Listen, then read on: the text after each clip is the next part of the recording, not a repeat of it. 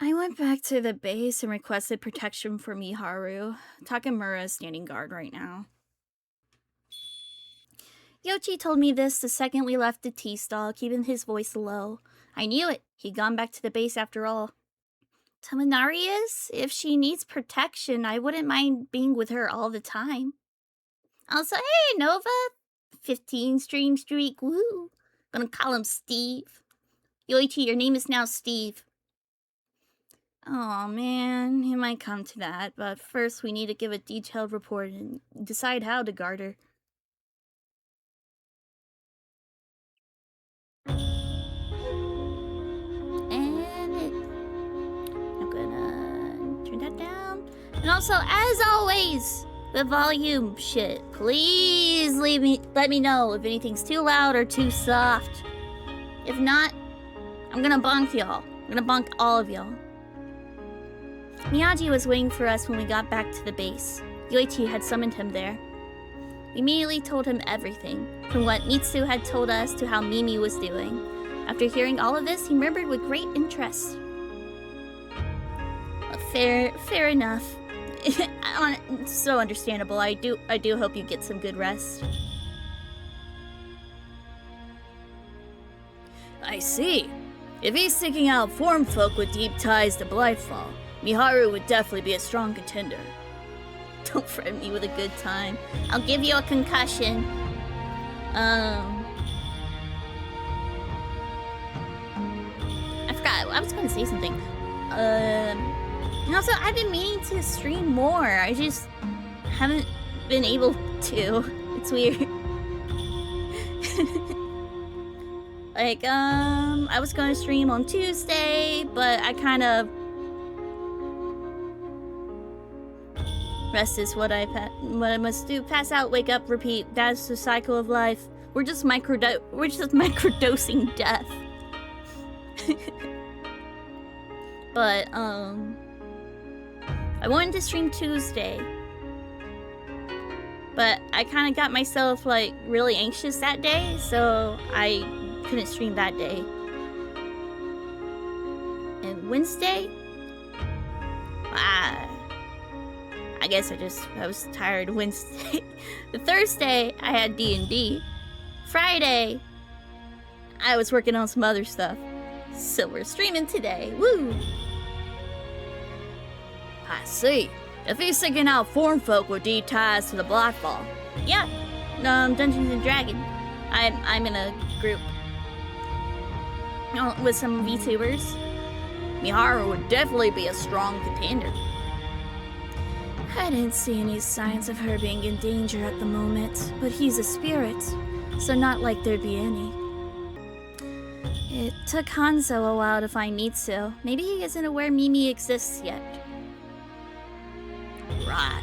If we continue guarding Miharu, we might be able to implement some kind of strategy around the moment Hanzo approaches to possess her. Oh yeah, you did talk about Pokemon champions. Doing so will allow us to settle this before he actually possesses Miharu, but also wouldn't put any strain on her body. As much as I would love for everything to go perfectly. Yes, that's not a Yu-Gi-Oh! Pro tip. That's a Mimi pro tip. If I can speak, God. She'd be in harm's way either way. I mean, I guess that's a correct way to put it, but it sounds weird. Maybe I only felt this way because I caught a glimpse of how she really felt, but I didn't want to put her through danger or fear now more than ever. So, what do? We're having Takamura keep an eye on her for now, but watching her from the shadows all the time would be a ton of work. She knows about the Oniwaban. Why don't we just tell her what's going on? Then we could guard her the normal way and stand right next to her. Even more of a pro tip, bring a can of explosive beans.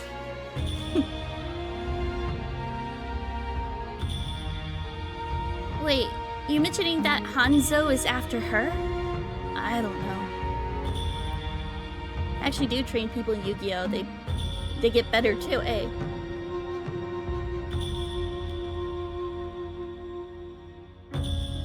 A red dude I knew got better. Is this red dude now blue? Does he happen to be blue now? Also, thank you so much for the hydrate, Lonely Boy DK.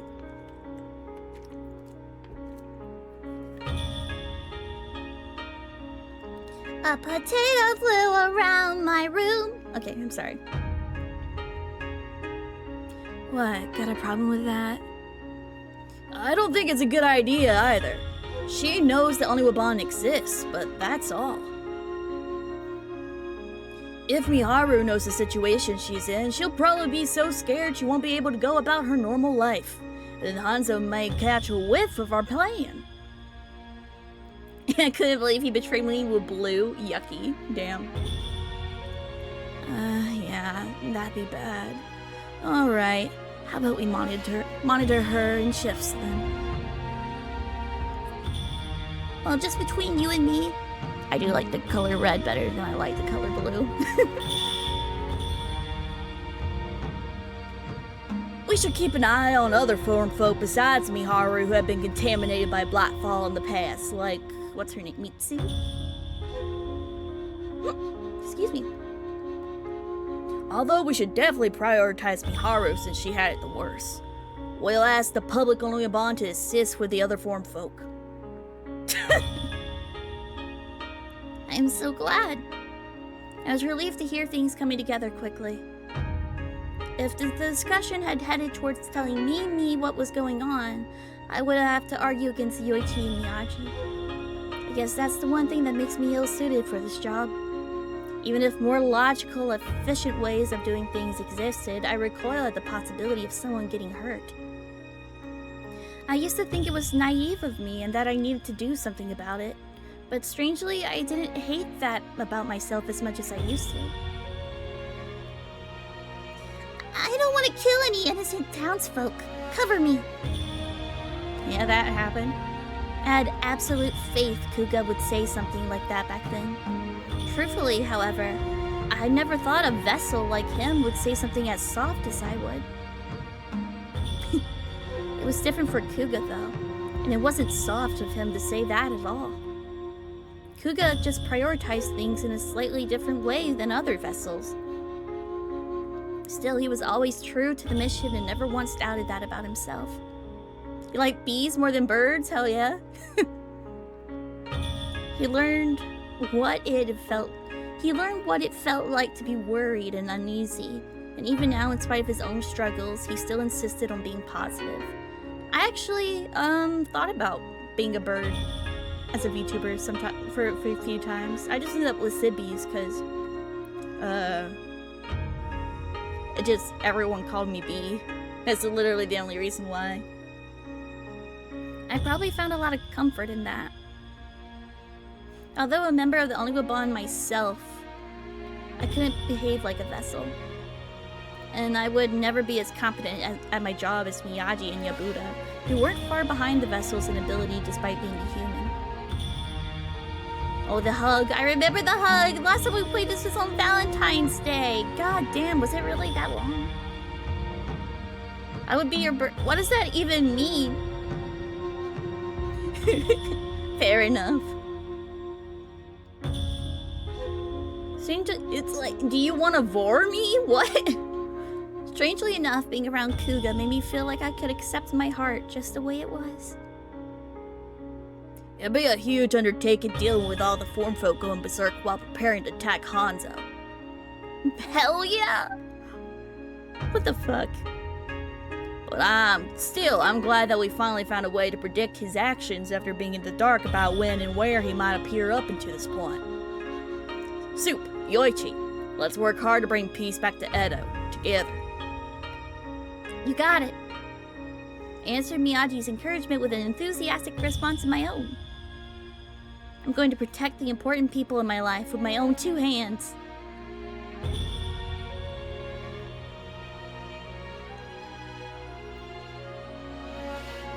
Sikuski. Kuga and Mimi. I won't let anyone hurt them ever again. Not Siku.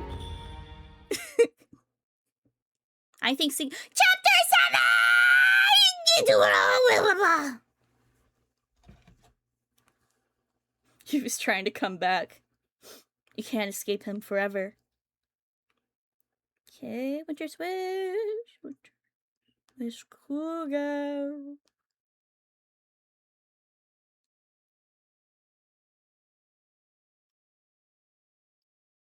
Bra ba da da da bra da da da da bra ba da ba da ba da.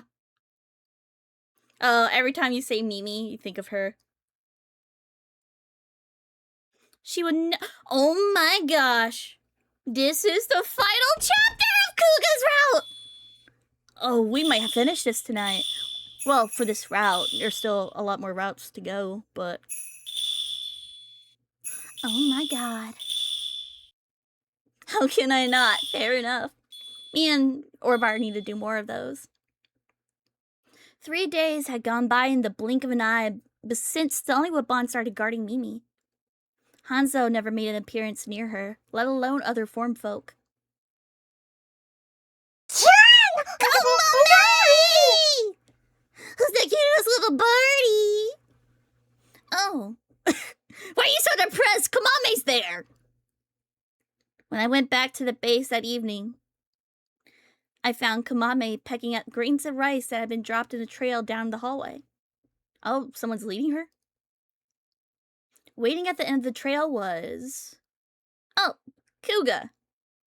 What are you doing? Kuga, taking a rice out of a tiny bag and leading her down the hallway one grain at a time. Oh, Soup! Thanks for all the hard work out there today. What are you trying to do with my bird, Kuga? Oh, I didn't do all that much. More importantly, were you feeding Kamame for me just now?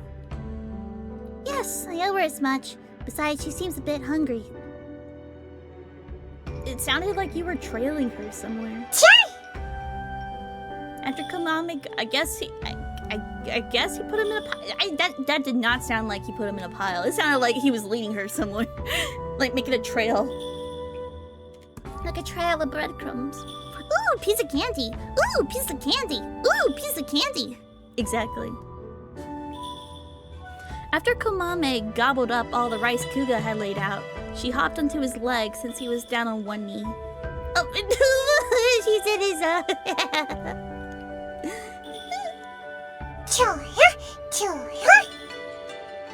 She happily hopped from Kuga's knee to his arm, then from his arm to his shoulder, before finally making it all the way to the top of his head.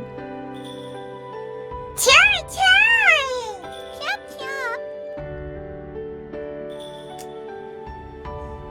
No, the last game, she fucking saved our lives. Let's see if she... I mean, last route, she literally saved us. All of us from a terrible death. Let's see if she'll do it again. Kamame. She doesn't see him as furniture instead of a person, does she? She looked at me rather proudly. She didn't seem shy around Kuga like she was when cozying up to Yoichi. She seemed fond of him. Or I guess I should say she probably doesn't think he minds because he's being so quiet.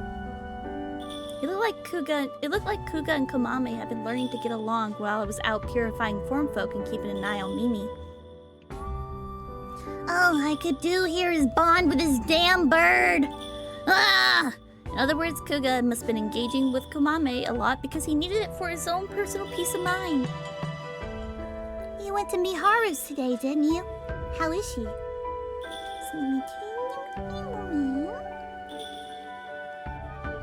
There. I had my camera up a little too high. Same as always. She's fine, and there is nothing unusual going on. Really? Kuga sat down, gently reached up to his head where Kamame was, and placed her onto his hand. Jai! Kamame must have lost interest in hanging out, however, because she left for my room. Aw. Kamame?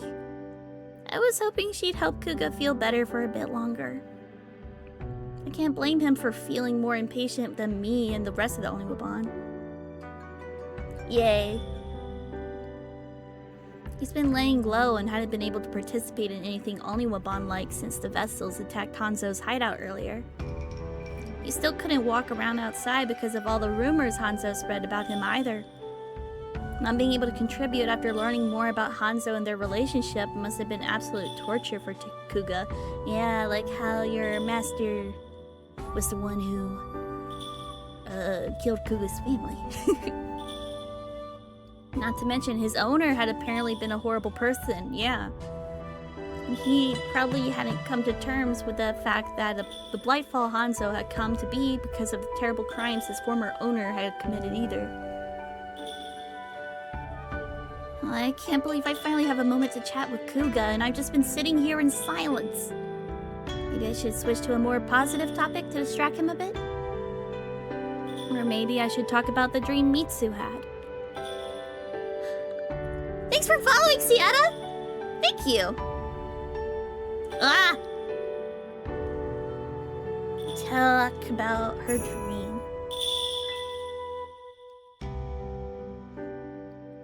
Oh wait. Oh, did I save there? Did I save?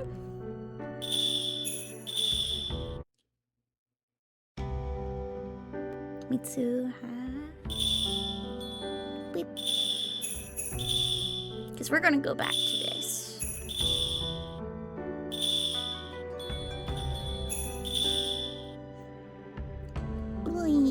And the next route I play, I don't think I'll be choosing.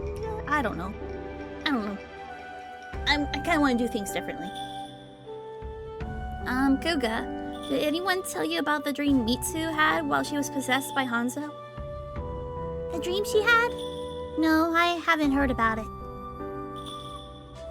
Of course he wouldn't have. Kuga was currently being left out of the plan to take down Hanzo. Yoichi wouldn't have given him any information that wasn't relevant to the plan anyway. Even Miyagi would have found it hard to actively tell him about it. Gosh darn it, Elaine.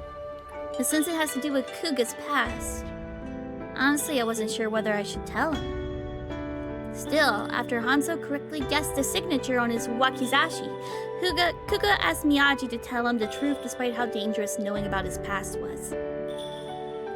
When Kuga asked him to do that, he decided not to turn away from his past. Yeah, vessels are not supposed to know their past. If they, remember stuff and their heart gets released, they become in danger of becoming a Blightfall, so then they're, killed off. Yay. Now that I knew how Kuga felt, I simply couldn't ignore his feelings about it. Excuse me.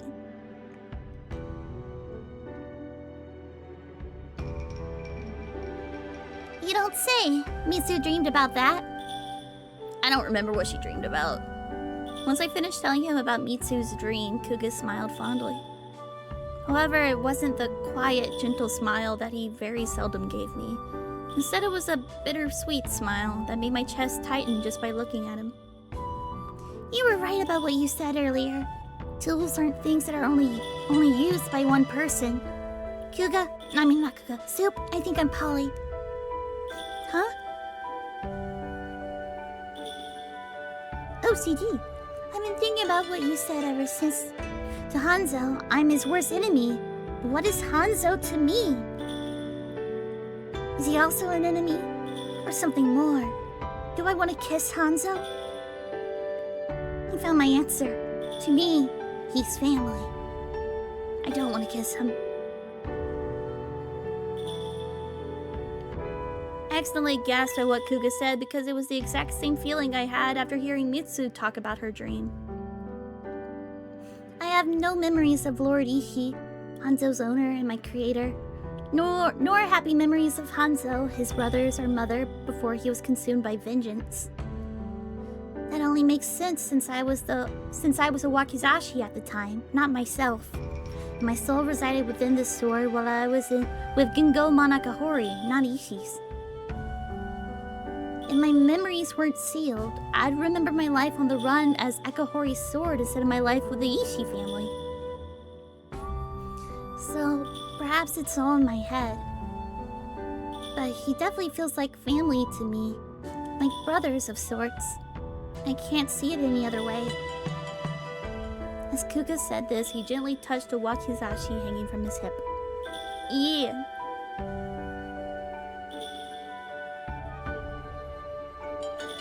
I guess. But let me explain a little bit of what he is. He's a form folk, which means he's an object that was like, I guess either like loved so much or like held someone so dearly that they get a human form. Basically, they gain like sentience. So that sword is literally him. But I guess the sword, the wakizashi, was owned by the family that Gengomon Akahori killed, and then he took the sword, and then Kuga was created. Yay. But he's a vessel now, so all his memories, his past and stuff have been sealed away. So he can use the snow sacrament, blah blah blah. Because or some shit like that. I'm probably not explaining it well. He treated it no less carefully since learning the truth. His sword was as well maintained and beautiful as ever. Cause that's him! It's literally him! And that's where sword babies come from, yes. And that's how swords are born. But to me, Kuga looked like a small child desperately clutching his parents' hands so he wouldn't get separated. Kuga, do you want to let Hanzo know you're not Gengomon Akahori? Didn't we try that before? Be like, we're not Gengomon! And that, like Hanzo, you're a form folk born from the sword his master, no, dad created? I told him again and again that I'm not Akahori. I don't think he'll listen to me if I said the same thing over again. Besides, he may understand that I was born from the wakizashi, but still refuse to acknowledge it. I don't exist in his memories. I couldn't think of anything to say. I told Kuga that humans have many worries and troubles of their own. But had I ever been this deeply distressed? If I just defeated Hanzo with my own hands earlier, I would have never been so troubled. But that's all in the past now. At this point, all I can do is wait while you and the rest of Oniwaban take care of it. I have a favor to ask of you, Soup. Please, stop Hanzo. Kuga, what the fuck can I do? Kuga had once said that he saw himself as a burden because he couldn't join the fight and couldn't fulfill his duties as a member of the Oniwaban.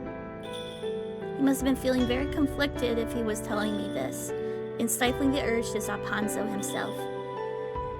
Still, Kuga choosing to grin and bear it here at the base... At the base, I mean, blah, that she wasn't continuing that thought, damn. I found this fact rather touching all over again.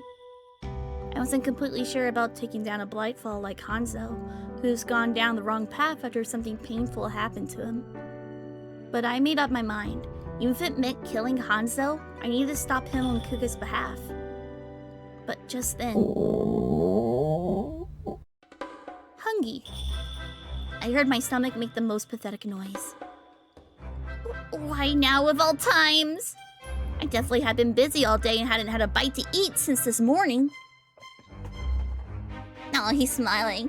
Yay, I get to watch you eat again. Kuga! You're smiling, aren't you? I bet you think I have an insatiable appetite. No, that's not it at all. I was just thinking that I hear your stomach rumble a lot. I wanted to tear my hair out and curl into a ball. Part of me wanted to pretend that it hadn't happened, but I didn't have the courage after my failed attempt. No need to feel embarrassed. I expect no less since you were busy working all day. I can make you something to eat if you don't mind, having rice balls. Would you mind fetching some rice from Lord Miyagi's house? I need you to grab some rice and balls. Doesn't matter what kind of balls they are. Huh? We don't have any left. I could have sworn we still had some when I looked this morning. This is all we have. Come on, don't eat so much. This is all we have. Kamame, don't eat so much. You remind me of Yoichi. He said this before giving the bag in his hand a loose shake. Mimi wants to gargle his balls. Yeah. Kuga, did you give Kamame too much to eat? I'd have to warn him about that later. At this rate, there would be no telling when my stomach would start rumbling again. I'll have to get some rice from Miyagi, like he suggested. Okay, I'll be right back then. Something's gonna happen, huh? Sounds good. Au revoir, Kuga said to me before. I'm having a little bit of trouble talking today, but it's okay. I'm gonna blame that nap earlier. Kuga said to me from where he sat on the veranda in the garden. Just like at Kuga's house where I lived before, we used the back door to come and go to keep the townspeople from spotting us. I don't see anyone walking by. I quietly left through the back door and glanced down the dark alley, then went out of nowhere. Oh, yeah. Someone grabbed me from behind. When I jumped back instinctively and looked to see who it was, I found a man I didn't recognize standing there. You're a quick one. Where are you, this family's servant? I knew they were harboring form folk here. I'm not a form folk. He doesn't seem to be Hanzo. He's just a regular thug. By the way he spoke, he seemed to have mistaken me for a form folk. B.BXE, B crashing, yeah. He also attacked me out of the blue because he was out to exterminate form folk. I could see an inexplicable fury in his eyes. Oh, because they're like, we'll just kill them all because they've been taken over by Hanzo before. Dude, you don't wanna do a whole genocide on form folk. That's not right. That didn't mean I could completely relax, though. The man had a wakizashi at the ready. There's a huge difference in range between a wakizashi and a dagger. How can I pin him? My chance to do that would be the next time he threw himself at me. Maybe if I used his own strength against him to make him fall, or... Die! But then the man thrust his sword right at my throat with incredible speed and force. Whoa, he's fast. His movements were nothing like the way he moved earlier. For a moment, I was impressed. He was just as swift as the Onigwaban. In battle, however, one moment of inattention can mean you're doomed. The second he tried to cut my throat open with the rusty tip of his sword. Ah! Hey, not Hanzo, Genjuro, yay! A rock flew from the direction from the garden, hit the man square in the arm he was using to wield his sword. Taken aback by the pain, the man dropped his wakizashi before he could even hit the ground. Oh, I thought Soup was gonna do something cool. Gosh darn it. Soup, are you okay? I'm surprised she wasn't freaked out. She was like, huh, he's fast, cool. Oh, he's going for my throat. Usually she's like, ah! Kuga ran over and slammed the man's face into the ground, knocking him out. By the look on his face, the man wasn't about to wake up anytime soon. Kuga! Wrinkles deeper than any I'd seen formed on his furrowed brow. Kuga took a hand towel out of his kimono and tied the man up with it, keeping him from moving if he woke. Shibari.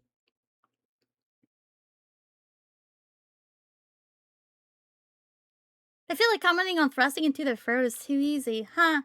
I didn't even think about it until you brought it up. Gosh darn it. Still shaken, I simply watched him work. Hurt? What? I'm asking if you're hurt. Kuga stood up and gripped my shoulders with a painful amount of force. Wobbling around his neck were red threads! What? Threads? Oh no, that's not good. That's not good. That's not good. That's not good. Threads is seeing emotions. Threads are emotions. She can see emotions in people. If he's having threads around his neck, that means his heart is broken from the seal. and that he's in danger from the other Omnibobon. God damn it. Wobbling around his neck were the red threads, the color of anger. Huh? Soup, what's wrong? Why aren't you answering me? Oh, Kuga, are you mad right now? What? His red threads then turn yellow. Soup, are you sure you're okay? My apologies. I wouldn't have put you in such a frightening situation if I hadn't asked you to run an errand for me. Oh. I mean, it's great for us. Now his threads were blue. Kuga must have been sad because he felt bad for me, just like he said. I mean, it's good for the romance, but oh no, what a pickle. I was absolutely certain now. I couldn't believe it at first, but... Kuga, your seal has come undone. What? Don't kill yourself, okay? I know you said if that happened you were going to kill yourself. Please don't kill yourself. I could see emotional threads all around your neck. I only see those on humans and form folk with hearts. You haven't had threads up until now. Seppuku time! That can't be possible. I'm a vessel. I don't have a heart. You do have a heart. It's just sealed away. Yes, you do. It's sealed off. But didn't you agree with the idea I had earlier? Still, it's no longer sealed away. In other words, you're no different from a human or a form folk now. Kuga wore an incredibly grim expression, but his threads were orange, the color of joy. So orange is joy. I did not know that. He's happy? To be honest, I hadn't expected that from him. He didn't seem like someone who would view becoming some kind of unvessel-like being a good thing.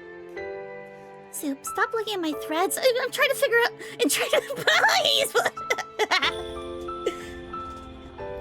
Has he blushed before? I don't remember. Soup, stop looking at my threads and trying to figure out what I'm thinking. Yeah, I mean, yellow is usually associated with joy, but I think yellow might have been like caution, like a traffic light. I'm sorry. That was rude of me.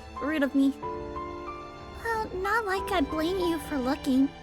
Something's there that didn't previously exist. I realize I had just asked you not to look, but how do I seem to you right now? I feel uneasy. I'm doing everything I can to keep my face from twitching. I've never been in this situation before. Maybe, just maybe, you're happy the seal's been broken? But that would be weird, wouldn't it? Especially when you were really uncomfortable with the idea of it breaking. You were like, I'll kill myself! True. I'm much more vulnerable to Blightfall now that it's come undone. As a tool created solely to defeat Blightfall, nothing is more disgraceful. The rule had always been that vessels whose seals had broken are disposed of. Vessels whose seals had broken are disposed of. Kuga, you can't be... My heart nearly jumped out of my throat when Kuga said what I've been trying not to think about. Before I had a chance to convince him otherwise, Kuga continued on. Soup, why do you think the seal on my heart came undone? What? I don't know. Do you think it's because I taught you that about feeling worried and troubled, though? Maybe that weakened your seal? That certainly could be. I think the last straw was not wanting to lose you, though. What? When I saw that man trying to stab you in the throat with his sword, I heard something snap in my head. My body started moving on its own. I couldn't stop it. And when I saw you standing there, safe, I actually felt my heart quiver. Kuga's hand, still gripping my shoulder, squeezed even tighter. He was strong, so it hurt a tiny bit, but I can't believe I mean that much to him. The seal on his heart had withstood so much stress, and yet the one thing that had been enough to break it. The thought was so overwhelmingly sweet, it left me speechless. There are still a lot of things I don't quite understand. My heart might have come back to me, but I still don't know the names of the emotions I'm feeling. I'm at the mercy of sensations I never experienced before. Tell you emotion, you have emotion now. Seems plausible enough, yeah. There's one thing I do know. If I'm happy that my seal's broken, it means I'm happy because of you, Soup. Kuga? Hold on, does that mean... For a while, I've been doing everything I could not to fall for girly. Telling myself I couldn't because he was my friend and a fellow member of the Oniwaban. With Kuga looking directly at me, I found it hard to keep my long-time efforts to not misunderstand him. I don't know what the boss's and Lord Yoshimune's decision will be, but rest assured I have no desire to be disposed of. Yay! Oh, really? Really? You asked me what I would do if I was dismissed from my role of fighting Blightfall once before, didn't you? I never gave you an answer. Or rather, I was only capable of thinking that being punished would be the best course of action. But strangely enough, now I would really like to stay alive if they allow it. Kuga mentioned earlier that his heart had quivered when he saw me safe and sound. Now mine too was quivering. Please do. I'll beg Lord Yoshimune not to dispose of you. I said with enthusiasm, all the while thinking to myself that if I had threads around my neck, there would be a exuberant sunset orange hue. But then Kuga responded with, "You will? Well, then put... You will? Well, don't put yourself through too much trouble on my behalf." It's not a matter of how much trouble it would be. This reaction was no different than what he would have done if before his seal broke. As we talked, however, the tense feeling in the air grew more relaxed. And since we're playing Club Suicide, it's gonna happen way more. Before I knew it, Kuga's grip on me had weakened, and instead we found ourselves holding hands. I guess I'm only starting to have hopes like those because the seal's been broken, right? Hand-holding? How lewd. In that case, I'm really glad it did. And it's hitting me belatedly. I'm happy for you too. I see. Hearing you say that made my chest feel itchy again. Should it feel itchy? No, it's making my sternum feel itchy. Like, I suppose that means I'm also happy that you're happy. What? I feel like Kuga is able to make my heart race harder than ever before now. It was a mixed bag of emotions. I was a bit scared, but also happy. Oh. Is it Hanzo? Man, if this wasn't the wimpiest little conversation I ever heard. Oh, yep, hi Hanzo. You're looking rather transparent today. By the time Kuga and I realized it, it was already too late. Hanzo was standing right before our very eyes in spirit form. Looks like my decoy worked flawlessly. He probably just seemed like a regular old thug to you, didn't he? It was a bit of a pain to set up, but that's one other way I can use form folk. And I made a real pair of lovebirds out of you, too. Hanzo stared us down, grinning from ear to ear. Seemed like he'd been watching us while keeping himself invisible for quite some time. Ninjutsu technique, 50% opacity. He was also standing right in front of the back exit. If Kuga attempted to force his way in, he'd have to make contact with Hanzo. But we have no way of attacking Hanzo since he's still in spirit form. Maybe he should just charge right the... A shiver ran down my spine before I could finish that thought. It's no use. Kuga's not a vessel anymore. He had a human-like body, but the soul of a form folk, and he no longer had a seal protecting his heart like he had before. In other words, if Kuga touched Hanzo, he might end up being made into a container from him. For him, I mean. Think about what happened to Mitsu. It could probably take time before he was completely possessed, but if at all possible, I didn't want to risk it. Judging by the look on your face, I take it you finally realized the predicament you're in. Genjuro Kuga, was it? You're pretty similar to a form folk, right? Hand your body over to me. I think of you as a brother. Please don't do that. Kuga and I both froze for a moment when we heard his name leave Hanzo's lips. because Hanzo would never call him that. How long have you known that I'm not Gingola Nakahori? How long? I'm bad at remembering details, assuming I've even learned it. Really took me by surprise, though. Who knew the seal in your heart could break? I hardly believed my eyes when I saw you being sweet with her, even though you're a vessel. You know about vessels? Uh-huh. I refute a few things while in spirit form. I've been praying that my fears were ungrounded, but Hanzo seemed to know what Kuga was. Kuga, get out of here. I'll figure something out. Soup. How do you even attack a spirit? I gotta find a way to keep him out of Hanzo's hands. I jumped in front of Kuga, who had been protecting me, and brandished my dagger at Hanzo. I might not be able to purify him, but maybe I can hold him back by using my Hakuseki powers. However, I got my hopes up for nothing. You gonna call Ghostbusters?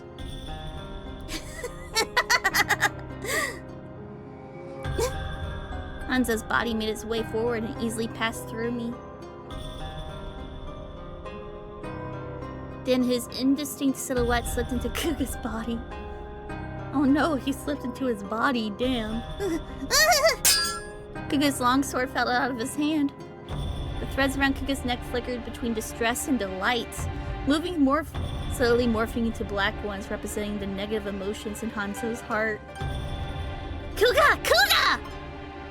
Trying to rip Hanzo away, I clung to Kuga so I could perform the snow sacrament on him, of course. Surprise! Butt sex! Though I couldn't tell if Hanzo was even in there, Kuga's expression was growing more pained by the second. The snow sacrament didn't appear to have any effect on him either. Hanzo seemed to be taking control of Kuga's body little by little, stripping him of all of his freedom. Kuga's hand reached for the wakizashi still at his waist. He must have been planning to commit suicide. Kuga pointed his smoothly drawn sword unwaveringly towards his own neck. Kuga, don't! Kuga didn't listen and attempted to decapitate himself with a wakizashi. But... you seriously don't mind dying, even though you just got your heart back? If you die now, your immense regret might turn you into a Blightfall. The moment he heard Hanzo whisper to him, Kango's hand stopped dead in his tracks. Had Hanzo forced Kuga to stop, or had Kuga stopped on his own free will? I couldn't tell. Powerless to do so, I couldn't tell. Powerless to do anything besides watch this horrible scene unfold. Blah, blah, blah. I won't let you have your... Stumbling, Kuga sheathed his wakizashi and picked up his longer tachi, which had fallen to the ground. No, don't! This isn't you!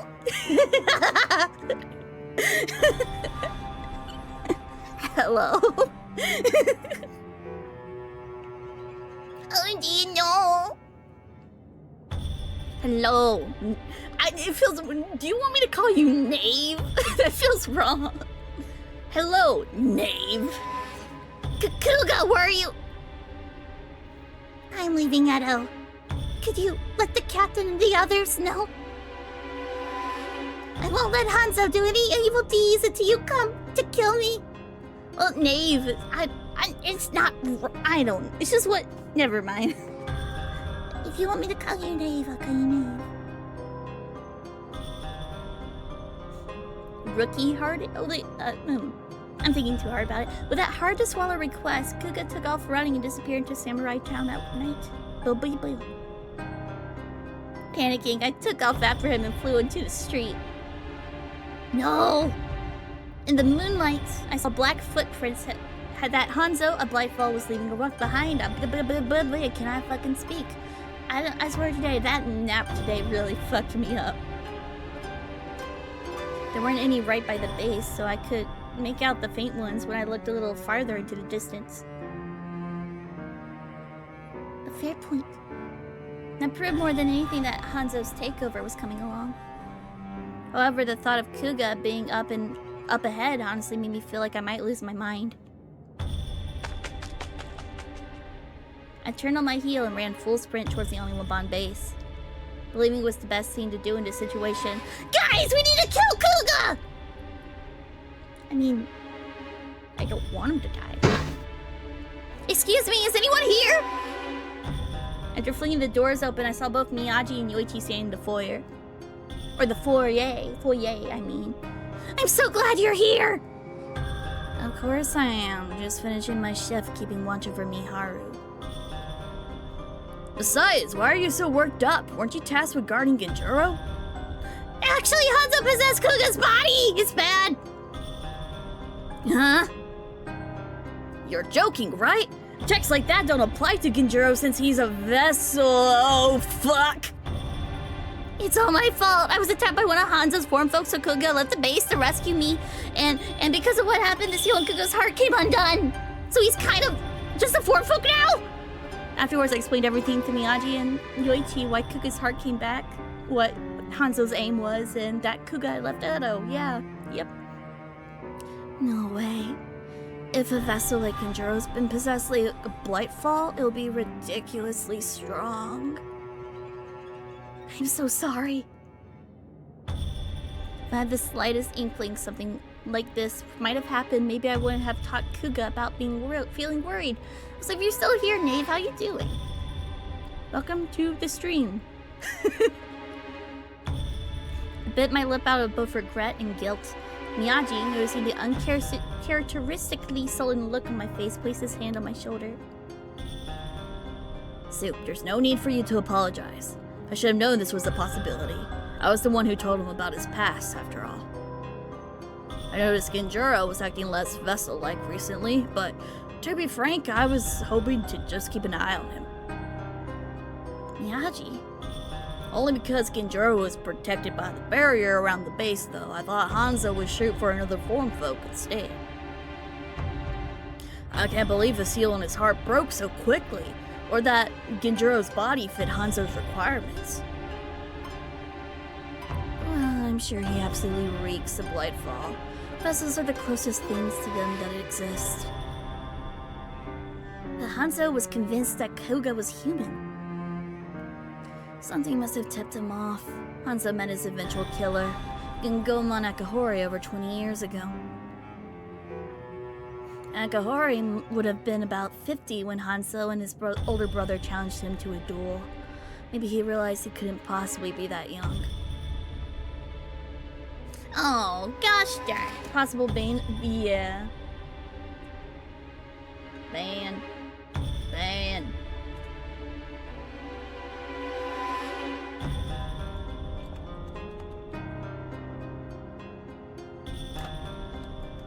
Conductive. Fill.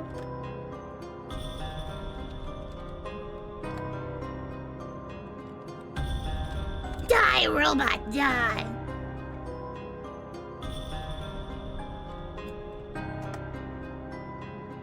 The user you're trying to ban doesn't. Oh.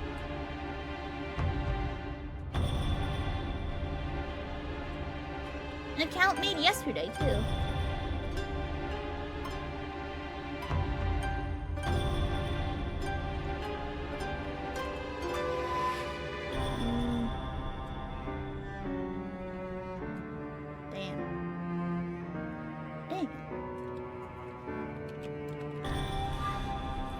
Again, I probably misspelled it.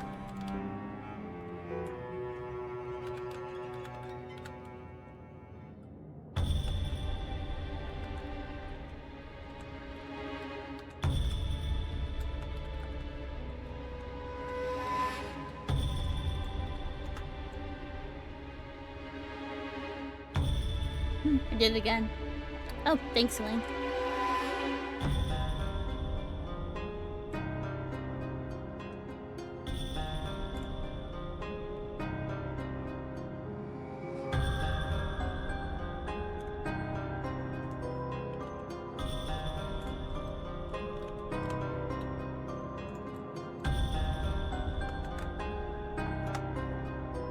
Yep, there we go. Yeah, I was spelling it wrong. Gosh darn it. Thank you. Seems like he was watching us in spirit form this whole time. Neither Miyagi or I could think of anything to say in response to what Yoichi matter-of-factly pointed out. But then I whipped my head up, like I'd come to my senses. Now wasn't the time to be depressed. Let's analyze the situation, shall we? Genjuro seems to have left Edo. Any idea where he's headed? Yes, he has. Since Hanzo's a Blightfall, he's been leaving tracks behind just like before, if we follow him. I see. We should follow them as far as they go while they still can. Could you trace his steps? And Yoichi, you could join her. Got it. Meanwhile, I'll let the rest of the Only Bond know. We need to prepare for the worst case scenario and shore up for protection of Edo and Chiyoda Castle. The worst case scenario. Right, it wouldn't be strange at all if that happened. It already couldn't get much worse. I'm counting on you then. With that, we promptly went our separate ways.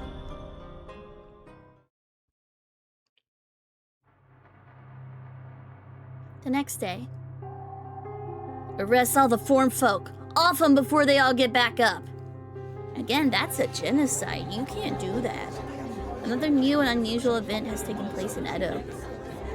Countless form folk were collapsed on the side of the road, not moving a single muscle even after constables had tied them up with rope. It was like they'd been turned back to silent objects. These weren't the form folk who had been causing trouble, although it seemed obvious constables and volunteer police would seize the opportunity to arrest them. Wait, what do you mean that you're just arresting them? Will you hold yourselves responsible if they go berserk again? Shouldn't we destroy their wooden tags and objects while we still can? Again! They can't help it. They're being under Hanzo's control. They don't deserve to be freaking killed. The citizens gave a few bits of unsettling advice while the police carried on. There's no telling when the form folk might wake up and start acting out. They're probably desperate to alleviate that concern. Same shit, different situation. Goddamn. This wasn't the only place I had caught conversations like this either. I saw them happen all over Edo. Don't think I've ever seen Edo this on edge. Yeah. Yoichi and I stood still, watching the confusion going on around us in town. While watching people walk past to arrest form folk out of the corner of my eye, I secretly attempted to perform the snow sacrament on the form folk. But it had no effect. They were still asleep. In fact, it was so unaffected that it didn't even make a dent in the number of black threads wrapped around their bodies. Why? Probably because Genjuro left Edo. They may have escaped Hanzo's grip, but still don't have control over their own bodies. They're essentially puppets right now. They just lost their puppet master. They have no autonomy either. Meaning unless we defeat Hanzo, they'll never return to normal. Exactly. On that note, Hanzo's footprints definitely continue up ahead, right? Right.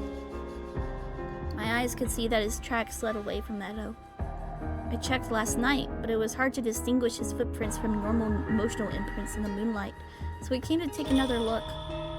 Footprints must have been affected by Hanzo's growing control over Kuga, because the farther they got from the base, the deeper and more distinct they became, which is convenient for us, to be honest.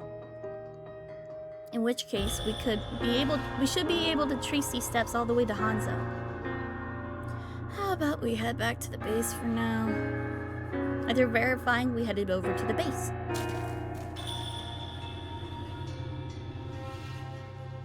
And when we arrived... Oh, hey Kyushiro, you're back. The rest of the Onlywood were there, waiting for us to return. They all come because now that Hanzo, or rather Kuga, had left Edo, we no longer needed to guard the form folk who might have served as containers. Did Hanzo's tracks lead you out of Edo? Yes, I'm absolutely sure of it. We weren't able to determine where they went afterwards, though. I see. We'll know what we need to do then. I hereby command you to take Hanzo down.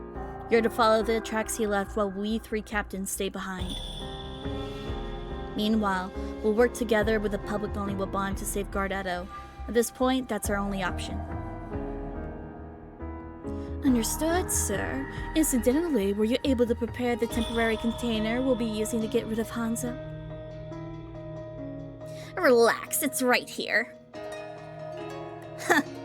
Yabuda gripped a small doll in his hand as he said this. Around the doll's neck was a wooden tag with the name Hanzo Ishii carved into it. It's easy to use. Once you evicted Hanzo from Kuga's body, throw the doll at him while he's in spirit form. It'd be like a Pokeball. Doing this should cause Hanzo's soul to be sucked up into it automatically. It'll turn around and go whoop, whoop, whoop. A rather simple device. But what if Hanzo doesn't leave Kuga's body? It goes without saying. Genjuro will have to be slain along with Hanzo. There will be even more harm done if we let Hanzo have his way. Yeah. Foreign folk all around the country might fall into Hanzo's hands, not just here in Edo. And if that happens, the country is doomed. Hello, Rand. How doing? Pokemon Legends Arceus Devian. Oh, you're back. Welcome back. I did see you were going to be gone. Like Thursday too. Yeah. Hiroshiro's response reminded me of what I've seen in town earlier. Before, when things were peaceful, humans and foreign folk alike lived together in harmony. People readily calling out to one another on the street. People happily chatting away after bumping into each other at izakayas. I love that Edo too. Those things were unimaginable in the current state Edo was in, however. The thought of this hopeless sight spreading outside the capital made my chest tighten. Oh no, not great. I got sick yesterday.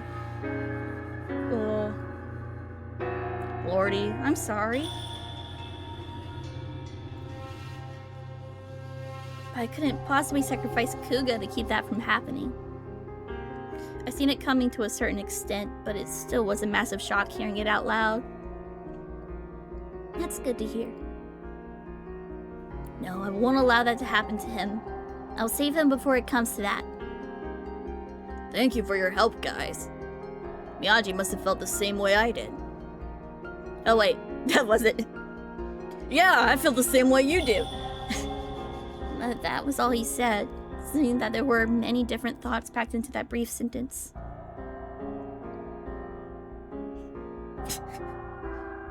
We all nodded in agreement.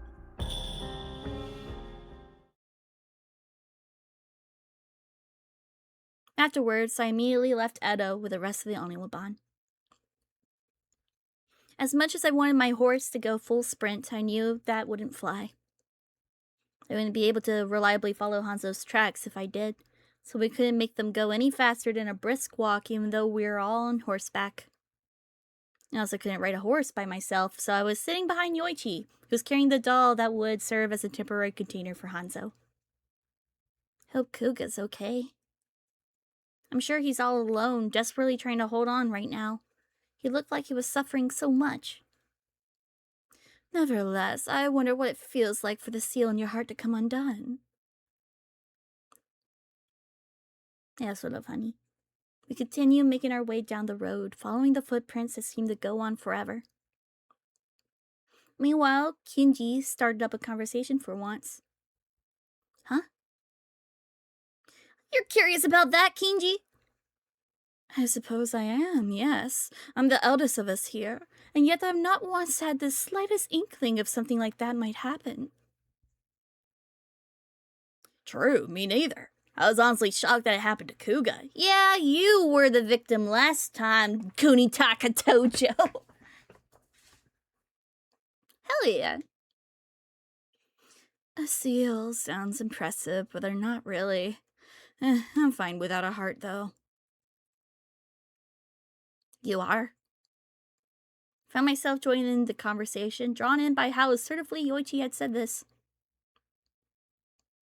Of course, take all this, thinking about it with a kind heart or whatever. You feel bad for Hanzo, who's a Blyfell because his family was murdered. So basically, how Stu probably feels right now, despite what happened to Genjuro. Well, hearing them point out something I've been trying not to think about left me at a loss for words.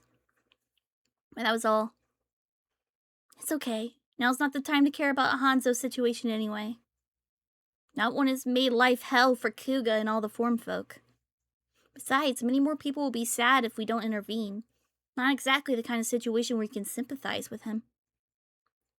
That said, if you do feel any kind of sympathy for Hanzo deep down, it would cause you to miss. It could cause you to miss when dealing with the finishing blow. When you think about it that way, not having a heart is much more convenient than carrying out your duties as vessels in Oniwaban. For sure. Okie dokie.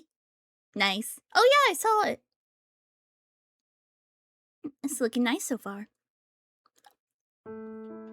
What have I done to Kuga? I thought I was doing him a favor by teaching him what it meant to worry and talking to him about his feelings. In the end, all I've done was expose him to danger. Just thinking about it filled me with regret. Ah, I see. Oh, so it's a newer one? Or was it yesterday? Was it Friday? I don't know. I remember seeing a sketch from you. How was Kuga when it happened? Huh? When the seal broke, did he dislike it? No, he liked it. No, he was happy. Right now I could have... Right, how could I have forgotten that? Now, how did I forget how happy I'd been too, seeing him so overjoyed? He was overjoyed, but didn't really show it on his face. Really happy, huh?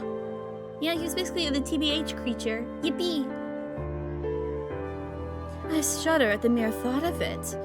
But perhaps the fact that we feel that way is but another technique to keep our seals in place.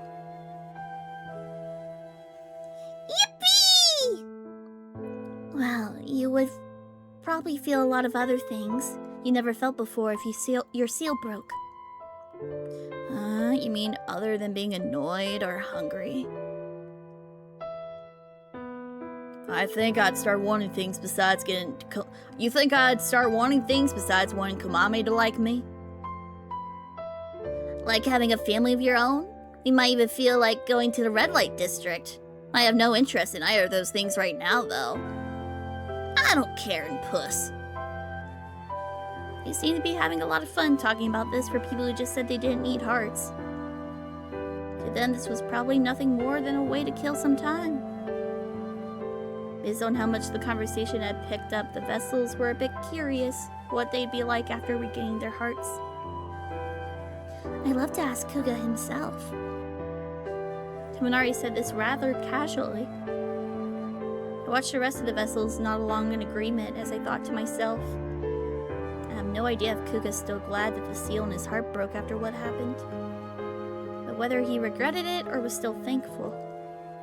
I made up my mind. I was going to rescue Kuga and would accept however he felt.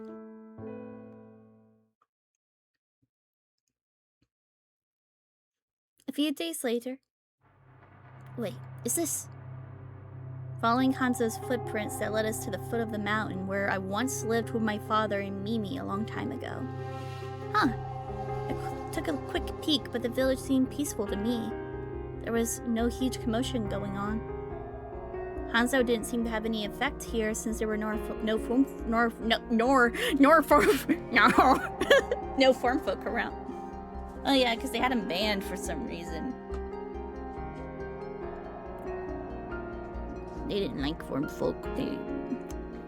So this is where he went, huh? Somehow I figured he might come here. What? What do you mean? The mountain up ahead is where we went to pick up soup. Are you saying Gajuro and Tishley sought refuge in the young Smith's hometown? No. He might have. Hanzo's footprints also lead into the mountains where I used to live. Oh man, that makes zero sense to me. Anyway, why don't we tie up our horses and head up there for now? Sure. Seriously, what could this mean? I talked a little bit about my hometown with Kuga, but never told him where it was.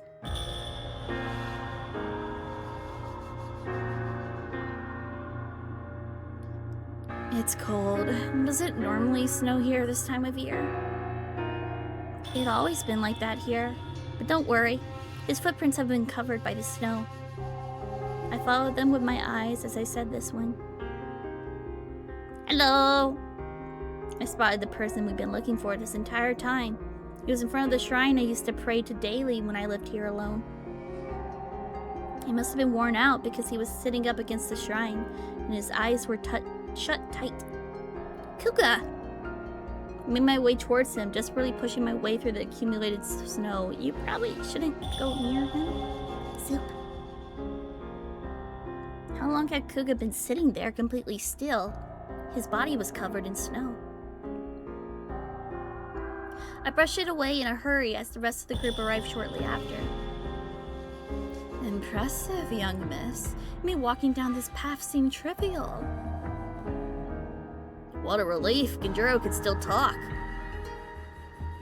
Where's Hanzo? He wouldn't just leave on his own. That'd be way too convenient.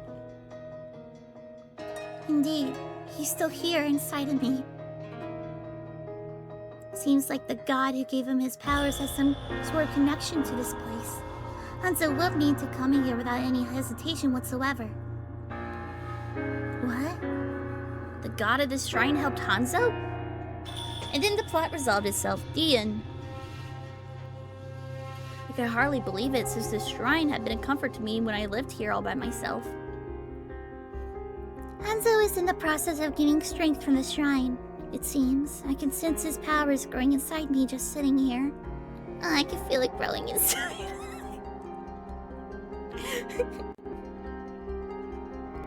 I know how to get away from here, but my body won't listen.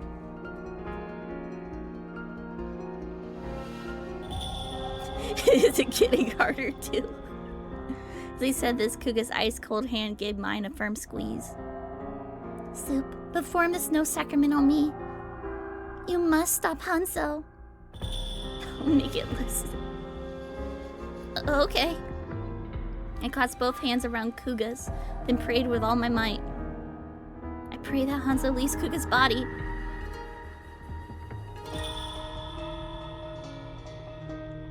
Any luck, Soup? I'm not sure. I'm not getting any response, but I'll keep trying. Soup. While traveling with Hanzo, I saw into his heart. Only bits and pieces. His heart is already filled with far more hatred and vengeful thoughts than any feelings about losing his family. Hearts, though kind and warm, they can be a sad thing to have. Losing sight of yourself, struggling to recover from unbearable pain, powerless to do anything. Hanzo's only wish is to harm me.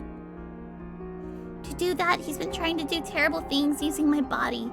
Once he's ready, he's planning to use the brainwashed form folk to attack humans. What terrible things is he doing to your body, Genjuro? But if that were to happen... A war between humans and form folk will break out all over. Negative emotions was also build up, putting us in a pretty bad situation. No, I can't let something that horrible happen to the people I care about, like Mimi and Mitsu. Miss, this isn't good. The sun's beginning to set. I gasped when Kenji pointed this out. Blood Six is happening to his god. It was only then that I realized the snow clouds covering the sky were starting to darken. We're out of time. Don't worry about keeping me alive. You won't be able to defeat him if you do. Prepare to destroy his container. Me! Stop Hanzo for me and save him. Don't burden him with the same crimes as Akahori. Kuga, we couldn't possibly... Just then my hands were knocked back by a blast. It happened so suddenly that I wasn't able to defend myself, so I was knocked to the ground. Tominari helped me up. Thanks, Tominari. I looked up, leaning on him for support. That face. Honestly, you're hopeless, Genjuro Kuga. Who said I wanted to be saved? Kuga was the one standing there. but he seemed different from before. Sinister black threads, unique to Blightfall, covered his entire body. Yet, he didn't seem to be struggling like he had earlier. Part of his face is also covered by the characteristic Blightfall mask. We're gonna punch his face! Kuga had been completely possessed by Hanzo. You vessels probably think nothing of killing Genjuro, but I have him here inside me and he doesn't feel the same way. So kick off my revenge plot. I'll have Genjuro experience what it's like to kill his friends with his own 2 hands. That'll make for great entertainment. Hanzo whispered this. Oh, he whispered. My bad. What are you?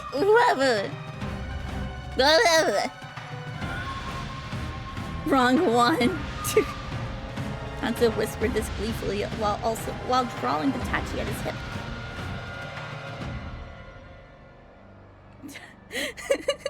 Hey Kelly, how you doing? Damn, dying rapid looking swole as fuck. Just as Kuga pointed out earlier, his goal was to make everyone hate him. Game, please stop staying inside me. I'm not mature enough for this. Me neither. Hell yeah. Howie. Why? Why do you hate Kuga so much even though you know you have the wrong guy? Kuga's the sword your master owned. You're taking out your anger on the wrong. I know that. The look in Hanzo's eyes as he stared in my direction was bone-chillingly cold.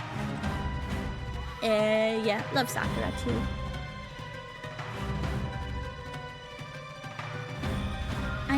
I love the first game, but I'm gonna be honest.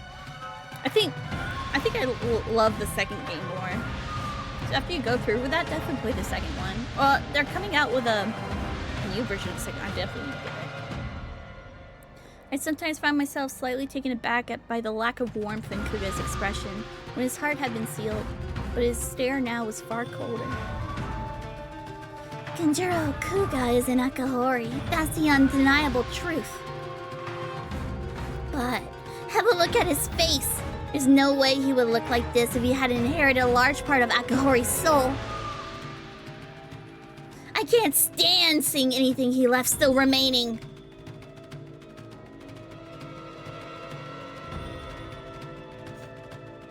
Plot twist, Monokuma's true son might be Monosuke.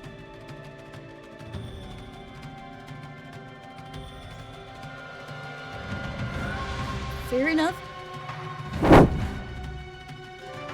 Young miss, watch out. Hanzo swung the sword. He's so cunty with it. Oh, really?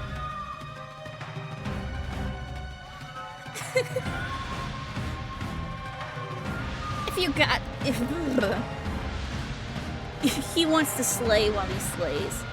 He slays while slaying. Hanzo swung the sword in his hand mere moments after shattering this.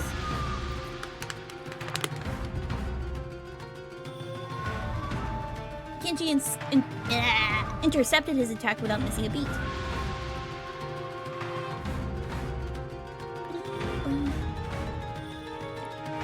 The battle had finally begun.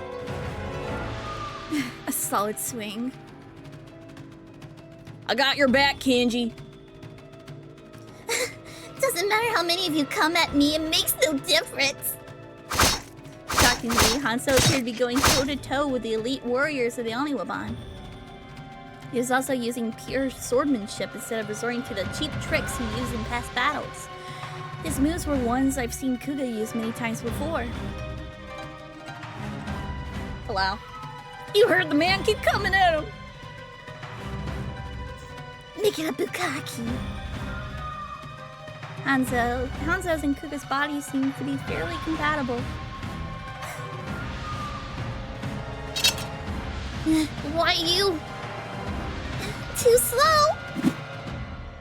You are too slow! I attempted to slash him at any chance I could, but I didn't even leave a scratch, clearly demonstrating the difference in strength between Kuga and I.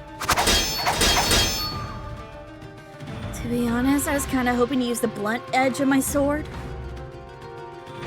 We can't afford to do that. We have to weaken Hanzo to execute our plan. Like Tominari said, our only option right now was to weaken Kuga's body as much as possible and oust Hanzo out from its container. Can I breathe? Whew. Doing so would bring us back to our original plan. Once we trapped Hanzo inside the doll, we'll be able to destroy him. Before that, we have to deal with the situation we currently had on our hands, being overpowered by Hanzo. I love it! I can feel power welling up from within. Man, good girl, I could really get used to being in your body. He's... Get down, everyone! The second I yelled, Hanzo swung his tachi in a huge circle.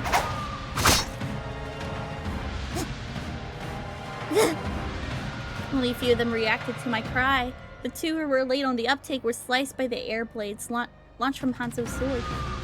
You're doing this on purpose. It was Hanzo's signature move, the Kamitachi.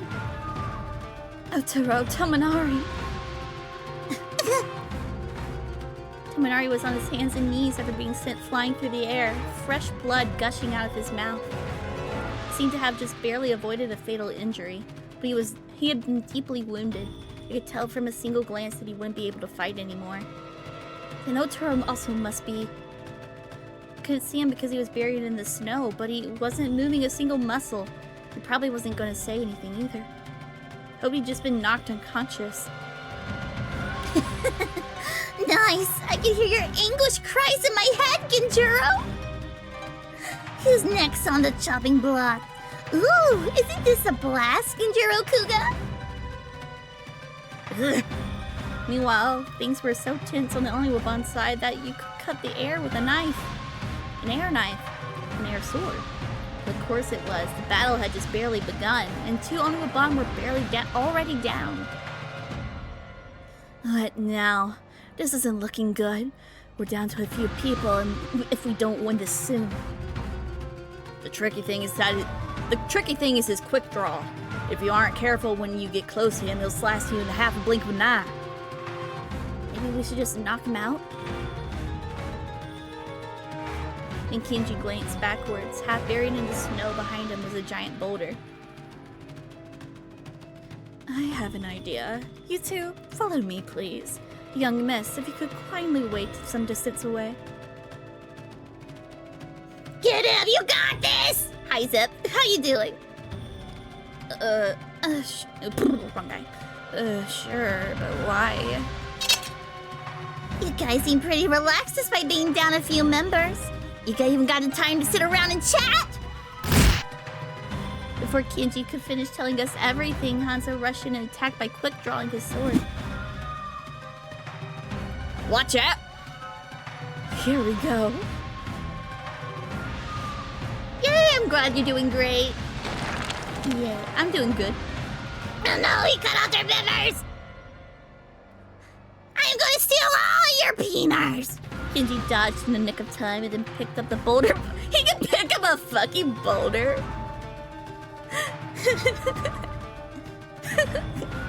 Just when I wonder what he was going to do with it. He's really reminding me of Rarity from My Little Pony. And like with that episode where like Discord like made her think like this giant boulder was a diamond and she's like, it's mine! I don't know. He reminds me of Rarity.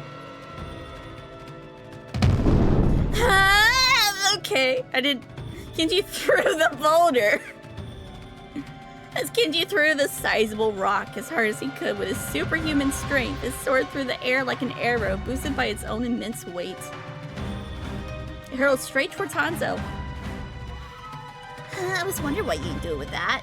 But that's nothing for the famed Oniwaban.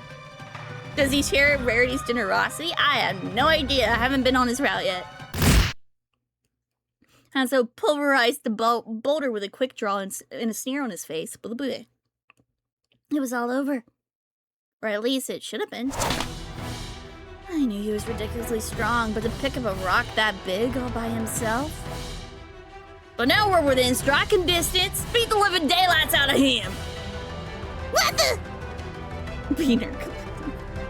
Yuichi and Tojo jumped out from the shadow of the boulder Hanzo just smashed into pieces. Yeah, I felt like that was gonna happen. This must have been Kenji's plan all along. Blocking Hanzo's field of view with the boulder allowed Yuichi and Tojo to remain hidden and shout. Yeah, I know what happened. You don't have to explain it. Hitting him with the rock would have been good too. Even if the rock were smashed to smithereens, they were within range to take him down with a single strike. Since Hanzo had just been attacked with a quick draw, he could immediately counter with an attack of his own. Now the two of them could take Hanzo down. Yay. I leave this to your capable... What is it, Cleo? What is it?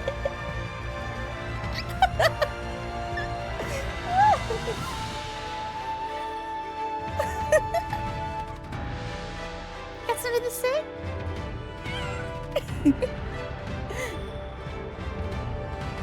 Oh, let's see this.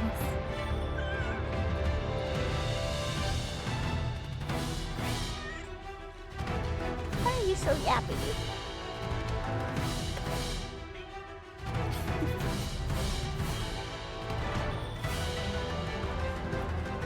What? I'm being distracted by Kitty. She decided to give me attention now.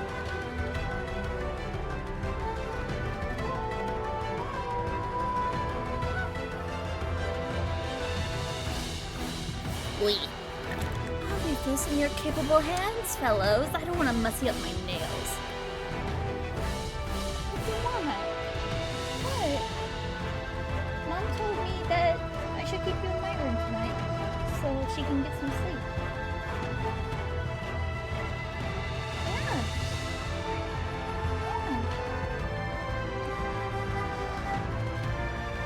But then... Quit squirreling around. You seriously thought it'd be that? You seriously thought that'd be enough to beat me?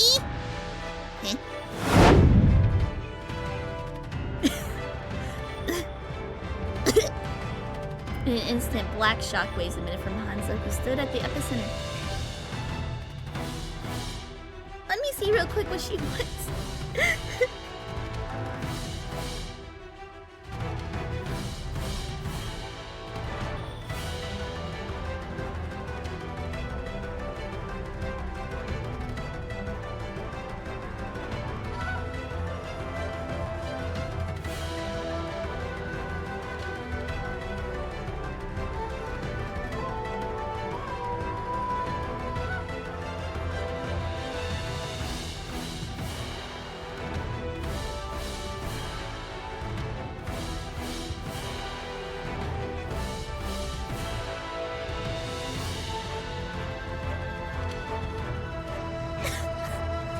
I think she just wants attention. Okay, I can... Yeah, can you get in my lap? I can pet you and read.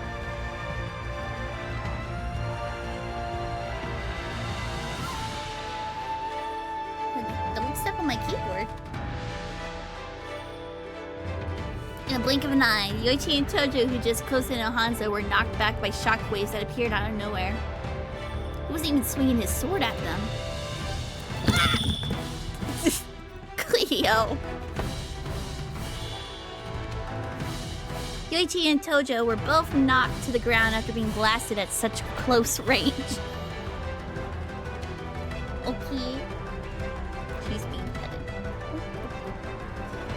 It was the same attack he used once before, even when he had been cornered. Who said impeccable swordmanship was the only trick I had up my sleeve? I can use Blythefall's moves too, you know. Let's see it then. To this point, Hanzo had never been able to use moves like these one after another.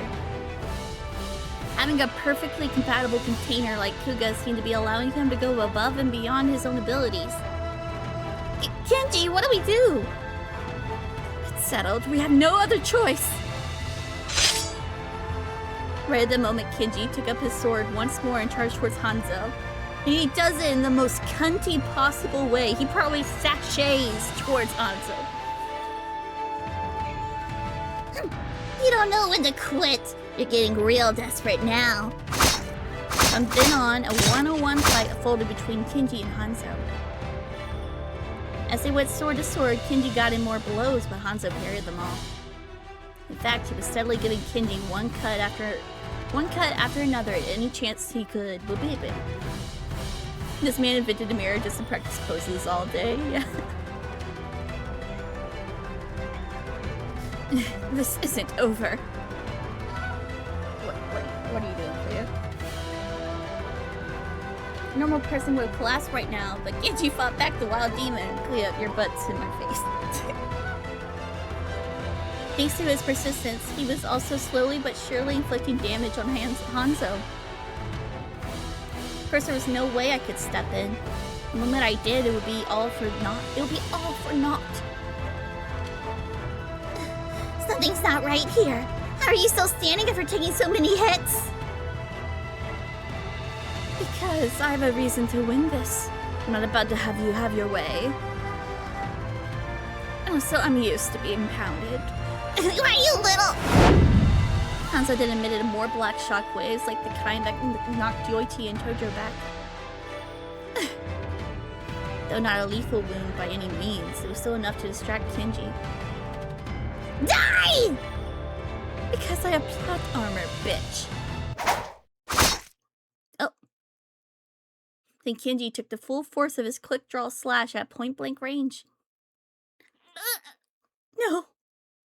Even Kinji wasn't able to withstand that attack. He fell to the ground completely limp. Kinji! What a bunch of fools. All your meddling did was hasten your death. Oh, not dead yet?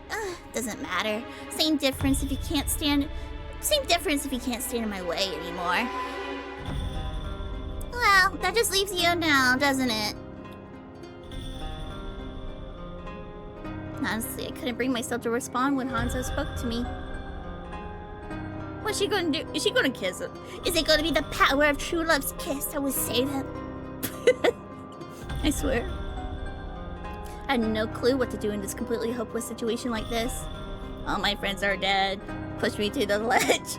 Even though I had my dagger at the ready, my mind was in utter shambles. Sirens. Seriously, lady, your hands are shaking. That reminds me, I owe you one. What? It's all thanks to you that I managed to get my hands on Genjiro's body in the first place, you know. Weren't you the one who brought his heart back? I was watching the entire time you had that heartwarming conversation. I can't believe that was what triggered it. It was so touching and nearly brought me to tears. Tears of laughter, obviously. How would Genjiro Kuga feel if he died? And if he knew he killed you with his own two hands, too? Dang, just picturing it is making me smile.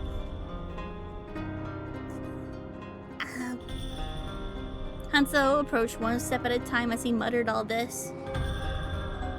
All I could do was watch. I'm definitely getting off on this tonight. I was so nervous and in so much shock that my body wouldn't budge. Right, I have to save. Soup, run!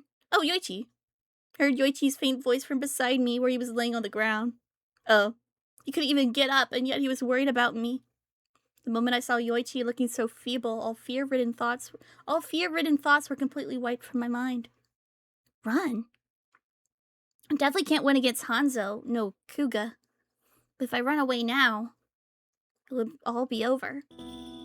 I couldn't possibly do that. Hanzo was right. And like through that whole monologue, he just stabs. Hanzo was right. I was the one who had started all of this. I caused Kuga's heart to awaken. I couldn't deny that I gave Hanzo the opportunity to possess Kuga. Meaning, if I don't take responsibility for this to the bitter end, who will? I was absolutely going to get Kuga back.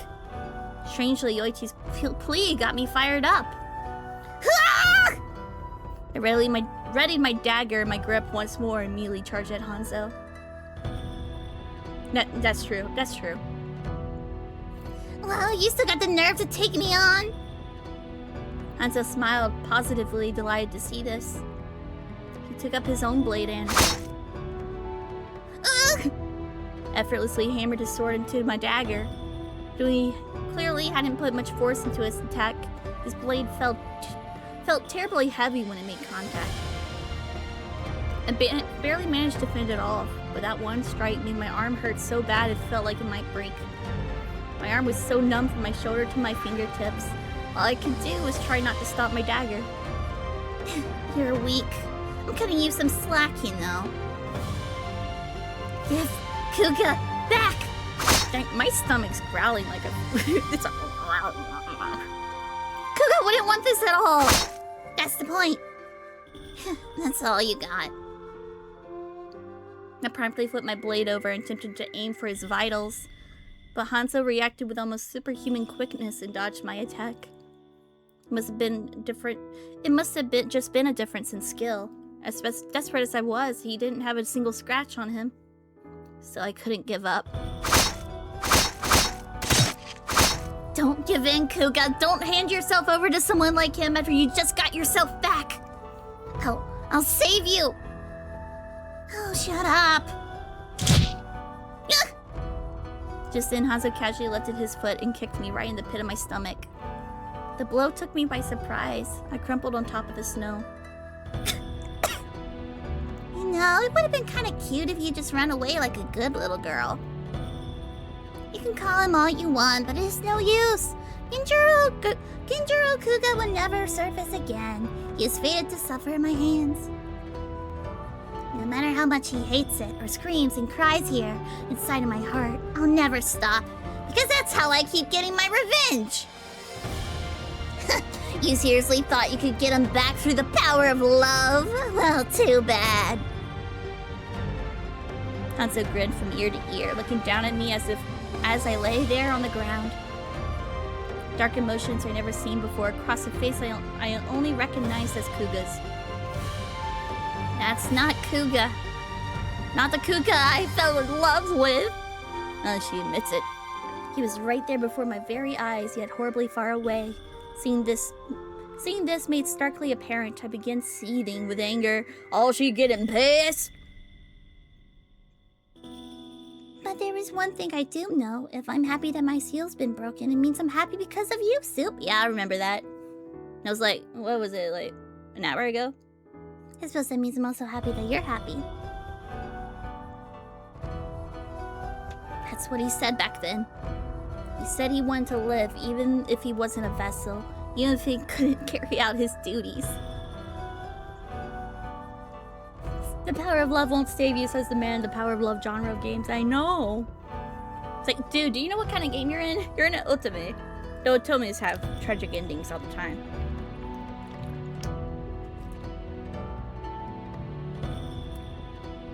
The girlies love their misery porn.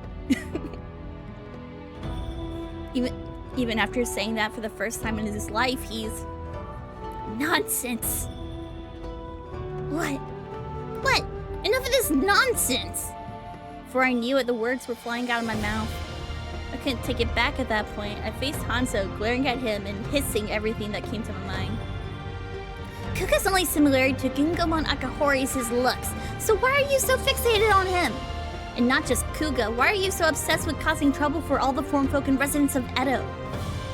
I stood up slowly as I said this. My stomach still hurt from being kicked, but I wasn't worried about that right now. I couldn't put up with the anger inside me. Besides, didn't you hear what Kuga said earlier?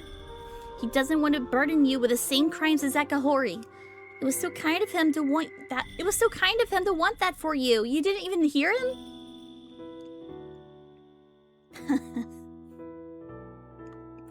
What you're doing isn't vengeance. You're just taking out your anger on people. She talks him to death. Well, not talking to death, but like she actually convinces him. God. The moment those last few barbled words left my lips, a look of shock crossed Hanzo's face for the very first time. He must have not expected me to point that out. No, actually, the look on his face suggested he had a faint idea it was true. Shut up, shut up, shut up! How will you know how it feels like losing everything I held dear? I do know because I'm right. I'm right about to lose someone who means the world to me. The one person I love most! Give Kuga back! I love most. In this route! Next route, we're on to another man. I took out my dagger again and charged at Hanzo as a last-ditch effort. I wish I could speak better today. So I got some roasted edamames. Okay. I'll just check. What's your name?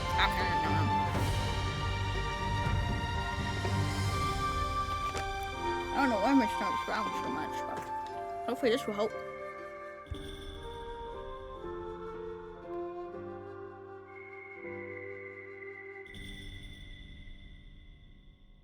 You're the one the player told me I had to love today. I took my dagger again and charged at Hanzo as a last-ditch effort. I want Kuga back, even if it meant sacrificing myself. You fool! You seriously thought that would work? Hanzo readied his sword once more to fend off my attack. I knew that I wouldn't win, even if I charged him head on. Still, all I could do was bet everything on this. Huh? However, his sword remained completely still long after he swung it at me. No, it appeared to be Hanzo's arm that wasn't moving. What's going on here? Hanzo attempts to unleash energy by using the black threads wrapped around his entire body, but that didn't seem to be working for him either. That meant he had no way of dodging my blade. I frantically stabbed Hanzo with my dagger, which was now sticking out of his abdomen. Well, Then... Oh, hi, Kuga. I just stabbed you. How are you feeling?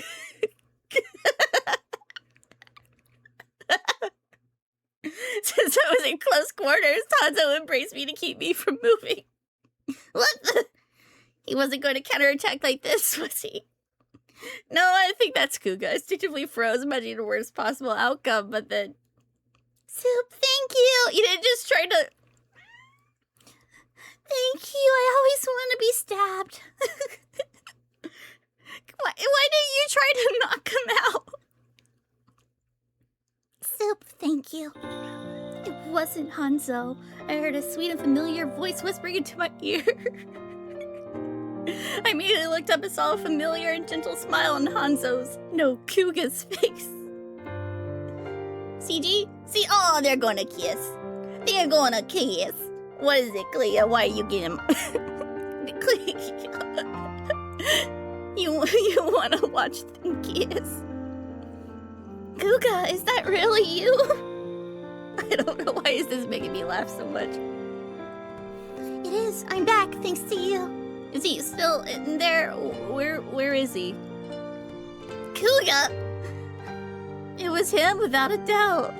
The moment I heard him say that, I was so overcome with emotion that I burst into tears.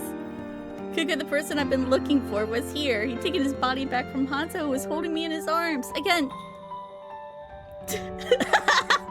You're probably laughing because all this was happening while he was stabbed. Yeah. In his abdomen.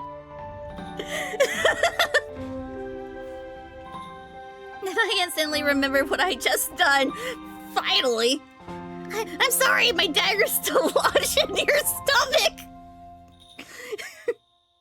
Don't worry about it. If you hadn't stabbed me, I would have been able to regain control. I heard everything you said during the battle, including your voice calling my name. I worked up the strength to come back because I wanted to answer you. See, the power of love does work. You're the only reason I can even feel that way. I don't think that would have ever occurred to me if I were still a vessel. Soup, I love you. Kuga's feelings, his warm love for me, slowly sink in. All I could manage to do was vigorously nod my head. Ah! I wish my mom could track me go that fast, like blah, blah, blah, but it doesn't. I'm sorry I thrust my knife into you. Don't worry, if this goes our way, I'll be thrusting something else inside you later. I do too. I love you too, Kuga! No smooches? Ah! No smooches. Ah! Gosh darn it, Hanzo, you fucking cock blocker. Just in a tangled mess of Just in a tangled mess of pitch black threads oozed from Kuga's body.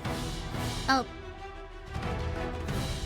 Throw it, throw it, throw it, throw it, throw it, throw the doll, throw the doll, throw the doll. It was Hanzo. He must have been driven out of Kuga's ball when my dagger attacked. He must have been driven out of Kuga's body when my dagger awakened Kuga's self. Blip. Now he was in spirit form, like I seen before. Enough of this bullshit. How come nothing ever works out for me? How come he's the only one who gets to be happy? I refuse to accept this whole charade.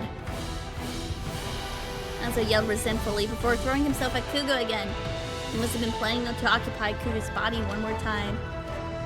Not on my watch. Yeah, throw the doll ball, the polka doll. Which makes you run away in Pokemon, but whatever. Before the rest of us could react, Yoichi, who was lying on the ground next to Kuga, used his sword to fling something. It was the doll Kiyoshiro has handed us.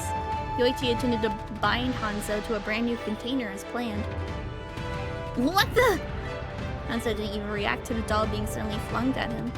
The moment the doll passed through a section of Hanzo's spirit body, he was immediately sucked into it. He succeeded in merging Hanzo with the doll. Yippee! Genjuro! I'm on it! At that moment, Kuga adjusted his grip on the sword in his hand, still bleeding from the abdomen, by the way. Once he made sure I stooped out of the way... Dun, dun, dun. No, that's the... that's the healing thing that I was doing. Oh man, what did I drop? I'll make sure I stooped out of the way. I have a mouthful of edamame.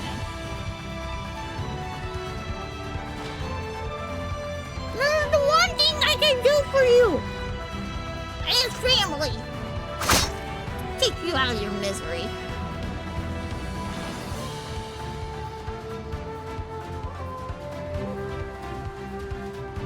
No, they're not nuts, they're peas. They're beans. They're beans, not nuts. Kuga sliced into the doll. As soon as he did, it turned to dust and melted into the snow where it disappeared. See you in hell, buddy! Kuga watched all of this in silence. His eyes were filled with emotions too complicated to describe, but I could describe him because I could see his threads on his neck. Because the battle was over. Huh? I looked around because I thought I heard someone's voice. There wasn't a single soul around, however. The only thing there was the shrine I knew so well. Was that my imagination just now, or... But then Kuga had been standing beside me, staggered and nearly collapsed on the ground. Kuga? I propped him back up right away. He saw my dagger sticking out of his stomach, a serious injury on its own, but Kuga's entire body was also covered in wounds from fighting the other Onibon. I'm so sorry, Kuga. Call a doctor right away. I'm fine. None of these injuries are life-threatening, and unless you pull the dagger out, it won't bleed everywhere and make a mess. So keep it inside. In fact, I'm more worried about you and the other... Oh, right, what about everyone else? They got their asses handed to them. If Hanzo had severely wounded them, their lives might be in danger. I looked around and saw everyone else was already beginning to stir. Oh, they're alive. Cool. I'm not that weak. I'm in quite a bit of pain. Well, I'm just glad to be alive. Ah! I thought Kiji for sure was dead. Toro, you seem to be better off than the rest of us. Go to the village at the foot of the mountain and call for help. Me? But I'm in pain too! Oh, well. Looks like they're all okay, somehow. Does it? I'm glad to hear that. The others weren't able to get right back onto their feet like Otoro could, but they were probably fine if they were this talkative. I watched them in relief when... Soup. Mere moments after he called my name, Kuga put his arm around my shoulders. And he pulled me closer to him. Kuga? Sorry, do you mind letting me do this for a little while? Our heads and shoulders were now touching. What's this all about? I guess he's doing this because he wants me to stay here beside him. As I thought this to myself, Kuga gave me an even tighter squeeze, using the arm he's wrapped around me to keep me from touching the dagger still plunged in his stomach, of course. Just then, Kuga started affectionately rubbing my head. Rubbing his head against me. What? He started nuzzling her? Just then, Kuga started affectionately rubbing his head against me. I took a peek at his face and noticed he seemed to be in pain. Right, in his current state, letting go of me wouldn't be a good thing at all for Kuga. He managed to save Edo and its people. To us, there was no happier outcome. Well, I guess he wasn't nuzzling, he was just hurting. But Hanzo hadn't just been an enemy to Kuga. The feeling was probably too complicated, too overwhelming for him to bear on his own. And yet he thanked me anyway. I felt my chest tighten up. Thank you so much, Kuga. For what? For coming back. It makes me so happy just knowing you're alive and right here beside me. I whispered this without much thought, only for Kuga to then peer at me with a rather pained expression. You've always done the same for me. You're always so warm and welcoming and accepting. Soup, I've been saved countless times by having you in my life. Kuga. It's all thanks to you, Soup. I came back because you wanted me to. I managed to save my family. And for that, thank you. Kuga looked up to the heavens while whispering this to keep his tears from falling. I looked up at the sky along with him and saw stars twinkling through the cloud cover. I watched as the snow fell all around us. An almost spellbinding sight. My false powers grow after dark. I was terrified of night falling while traveling here alone. Despite being on the verge of losing myself, I was still worried you were somewhere out there beneath this dark sky going through a difficult time. It's all thanks to you I got possessed and stabbed, so thanks, I guess. As long as you give me head earlier, it'll be fine. But now, it looks so beautiful to me. It really is beautiful. Probably because I'm with you, Soup. Oh, y'all cheese balls. And Kuga gently smiled at me. The moment I saw the warm smile on his face, I just knew the same peaceful life we had before, and for Kuga, a life of peace had returned. I wish moments like this could last forever. No, I hope that we'll get even more moments like these together, moments completely free of any sorrow, and him not stabbed. Or our other friends bleeding out around us. He just made the sky look more special than anything I've seen in my life. With Kuga by my side, I quietly reflected on the happiness he brought me.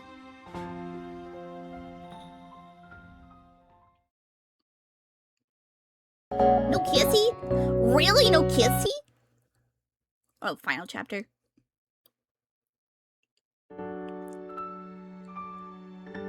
Rice balls ready, pickles ready, and side dishes ready. All I have to do now is make tea, and while it's still hot, bring it to Kuga in the garden where he's training. Woo! Hey, Soup! Ah! I was hoping to bring him breakfast while he was still warm, but he came back before I had the chance. We break the news to them that they don't have any modern medicine and that the stab wound is either fatal or, best case scenario, is dead from infection in a week. Romance. You're finally done making breakfast? You're always up so early. Oh, not at all. This is the least I can do. I honestly wanted to bring it to you before you were done with your training, but Kuga was such an early bird that I could be determined to wake up early and still not be able to get everything ready in time. For the last few days, I've been secretly excited about making a modest dream come true, having breakfast together on the veranda while taking in the morning sun. Kuga must be feeling better now that his stomach wound is all healed up. Oh, good. Guess I'm no match for his enthusiasm being back in business after taking it easy. I guess the only Waban are deciding to keep him alive. That's good. Kuga, what's the matter? Nothing. I was just thinking that I should help you make breakfast in the morning before training starts tomorrow. Huh? Oh, is my cooking still that dire? It's a little better than when I was working for you. I mean, I haven't burnt any fish since then. That's not what I meant. Since we're living together, I just don't think I should be letting you take care of everything. Don't even worry about that. I'm your servant, so of course I do the chores around here. Just for now, right? Huh? Besides, I mostly just wanted to do something for you. Huh? Did I say something odd? No, it's nothing. What did he mean just now? He probably doesn't just want... Y'all love each other? What do you mean? Several months had gone by since we solved the Hanzo case. Once embroiled in a long stretch of chaos and turmoil, Edo was now enjoying unprecedented levels of peace. This was because, ever since the battle we fought that day, Blyfall had stopped appearing for the most part. I love you. What could this mean? I forgot what voice I gave you. It's been so long. It's inconceivable, I suppose, that the god who granted Hanzo his powers has something to do with the large amounts of Blyfall appearing all over the city. Perhaps the other Blyfall vanished due to your purifying the god along with Hanzo? Now that they're both gone, however, we have no way to know for sure. So I guess we'll let Kuga live. That was the opinion of the shogunate, or rather the Lord Yoshimune. Nevertheless, Blyfall hadn't entirely disappeared. They occasionally spawned on their own after large disagreements or fires. Still, the only Waban's lives and mindsets have shifted quite a bit compared to before. We were busy going on daily patrols and slaying Blyfall. What's wrong, Soup? You've been acting strangely for a while. Are you feeling under the weather? If you are, you should cancel your plans for today and get some rest. Not at all. I feel great, so relax. I'd get out enough to. Really? Yes, really. You don't look pale, and it doesn't seem like you have a fever either. I'm glad. Kuga moved my bangs out of the way and gently placed his hand on my forehead. His gentle touch and kind expression made my heart skip a beat. Kuga's such a nice guy. He's always been nice, but lately he's been even more so. Kuga really does have feelings for me after all. Although we proclaimed our love for each other that day during the final battle, we never specifically talked about it. Oh, because of that, we continued living the same way we had before, even after things quieted down. Maybe I should try bringing it up again? Hey, you know how earlier you said you liked me? Wait, Kuga doesn't necessarily mean the same thing I do when I use that word. I can't find the courage to ask. Hey now, don't just walk in without any greetings. I said I would in just a sec. Gijuro, Soup! Oh, hello. Hail! I hear a cheery voice, just then coming from the foyer. Before long, a few familiar faces had entered the house. Oh, it's you guys, stopping by for another visit. Come on, don't be rude and call it a visit. This is a full-fledged investigation, a seal-breaking committee. There's nothing we can do to assist the public on Uban today, since Blyfall haven't been appearing anywhere. This left us with free time on our hands. So we thought, why not ask Kuga and Soup to tell us everything they know? This time we all brought lottery tickets. We're thinking that if someone hits the jackpot, they'll be so surprised that it'll break the seal on their heart. Sorry we came while you guys were eating breakfast, though. Yoichi's eating our breakfast without asking again. Yoichi was the only one I wasn't entirely sure wanted to break the seal on his heart. I had a sneaking suspicion he was only here to eat. Chilling time! Chilling time! Yoichi continues to be a huge hit with Kamame, even though he's pigging out. Kamame was usually still pretty sleepy around this time of day, but today she was full of energy and clinging to Yoichi. Kamame, glad to see you're doing good. It's been one cold day after another recently, so I was worried. Damn. I don't know. And she still hates Tojo. Instead of the lottery, you could probably have more luck surprising yourself to bring in your seal if you got Kamame. If you got Kamame to like you, Kunitaka, yeah. It's true. If some have their seals broken by love, then perhaps others regain their hearts at the whims of sparrows.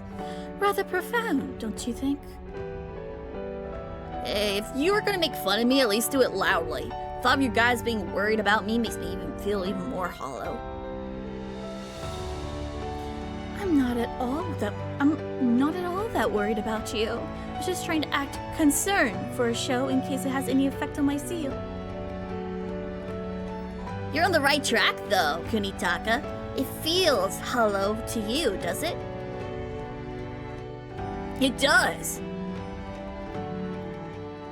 Totoro does have a point. Before my seal broke, I felt uneasy and worried. As I mentioned before, in Soup's opinion, it's very likely that the seal is still on the feeling of having a heart rather than our hearts themselves. Blee, if you're looking to break your seals, keep doing things that elicit emotions from you. I'll pitch in where I can. I'm trying my best. It's inevitable that we all have this free time on our hands with my bad. Without a Blightfall to slay. Well, duh, we got a lot going on. But with us juggling our Pelklies with our Oniwaban jobs, it wouldn't have been worth our time to start anything new. But now you can slay 2 times as hard. It's just you don't have to slay for realsies now. You could just slay in the other way. True enough. I also didn't think I need a heart as a vessel. Maybe I should have one since I'm a teacher, though. Well, we'd be turned back into objects once our jobs went away.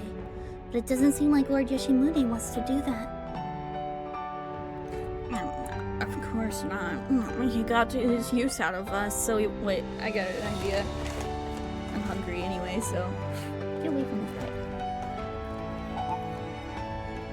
Of course not. Why did I think? Never mind.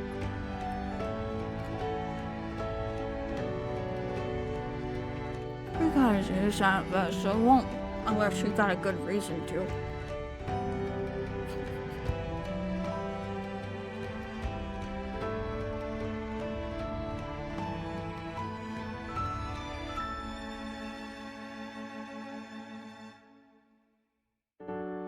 The vessels would have never been caught dead saying any of this if it weren't so peaceful. Once it was clear Blightfall numbers had dropped, Lord Yoshimune granted us the freedom to live our lives however we wish. The imaginary situation I talked about with Mimi had become a reality. The first thing I did was offer to be Kuga's servant, however. So like what? As like some kind of BDSM kind of thing? Okay. If you're into that, but you could just be like, I don't know, my girlfriend or something. The other vessels, save for Kiyoshiro, still haven't decided what they wanted to do, so they continue to live the same as they did before, aside from their Oniwaban duties. Kuga still seemed to be thinking about what his future held for him, and spent his days leisurely assisting the public Oniwaban along with others. For a while, I was worried they might get rid of Kuga because of the seal in his heart broke. Never imagined things would be so tranquil. The vessels would form a seal-breaking committee. Life worked in mysterious ways. Well, I kind of get the sense they're just trying to kill time and don't really want to break their seals that badly. Well, I'm glad you managed to clear up the townspeople's misunderstandings. You can walk around town normally now, right? I can, although... I would have preferred it if my bad reputation just went away. What am I supposed to make of Lord Miyagi convincing everyone that I solved the case? Isn't it a good thing since you actually did? Would it be much simpler to leave it than to explain the situation to all of them? It definitely would. Townsfolk had found it odd from the start that the form folk who'd been acting out had unanimously said things like, "For Hanzo!" and "Bring Genjuro out!"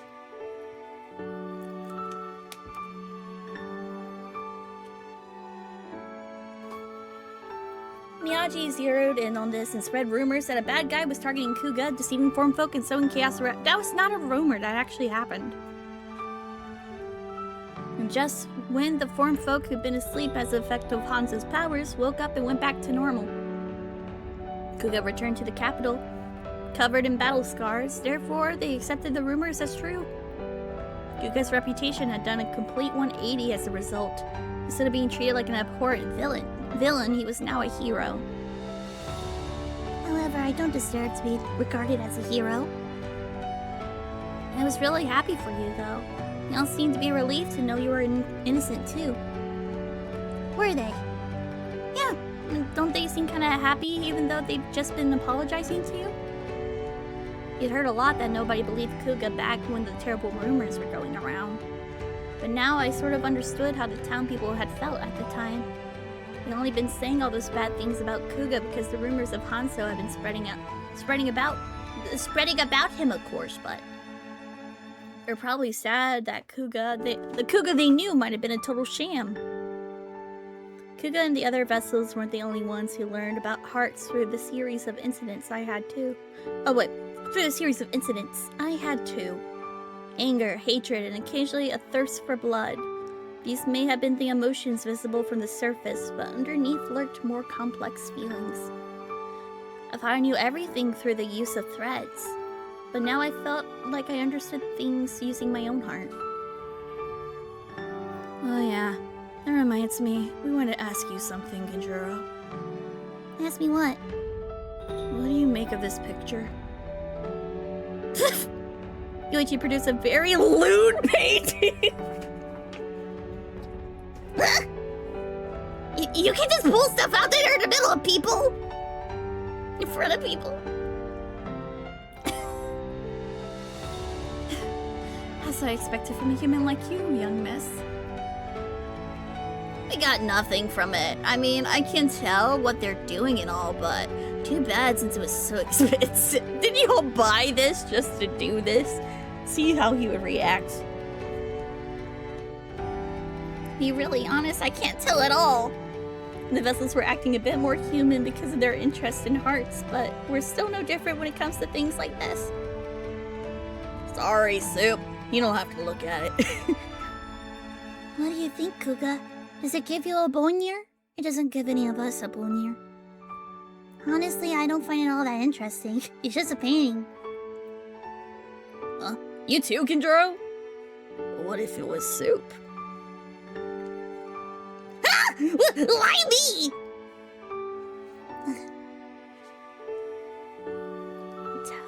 Tojo, that was rude of you to ask. Truly, no matter how Genjuro answers, it'll be awkward for the young lady. I didn't know you could be like that, Kunitaka. See? Why am I the only one at fault here? I mean, I know I messed up and I'm sorry about that. Oh, maybe this doesn't mean anything. We still have no clue if vessels can have children with humans, right? I mean, doesn't it just make sense that you still wouldn't have that urge even after giving your heart back? I can't believe they're talking about this. Send nudes. I've been called for a painter. You will have them in a week. Well... What, Kuga? What? Tell us. Tell us. Enlighten us. Excuse me. Kuga, we need to leave soon, otherwise we'll get home late. The conversation seemed like it would head in a weird direction if I let it go any longer, so I decided to go ahead and remind Kuga of our plans. True. Sorry to ask this when you only just came to visit, but could you please leave as well? Why don't you come with us to hear the lottery winners? I was hoping to proudly rub it in your faces if I won. We're going somewhere today. It's the month anniversary of his death. Gotcha. The rest of them nodded in understanding when I explained why. We were leaving to visit Hanzo's grave.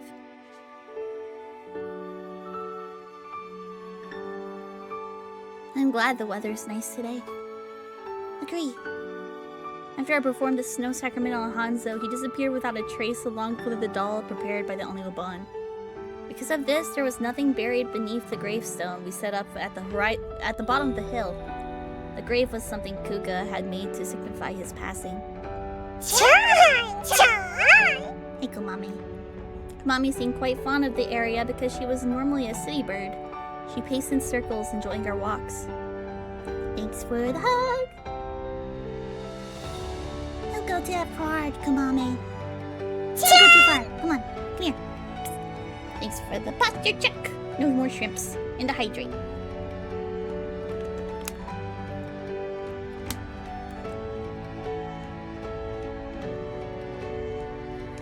Kuga and Komami are pretty close now. It warmed my heart to see her follow his command and walk was right beside us. In the stretch.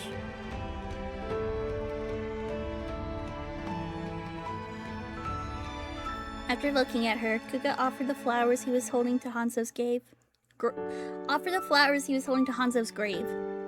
Then he quietly clapped his hands together and looked up at the sky, looking rather moved. Soup, I still have no memory of being a sword. Right. And when Hanzo took over my body, he showed me many of his own memories, including the moment my previous owner, Lord Ishii, owned me. Hanzo watched him work on the sword.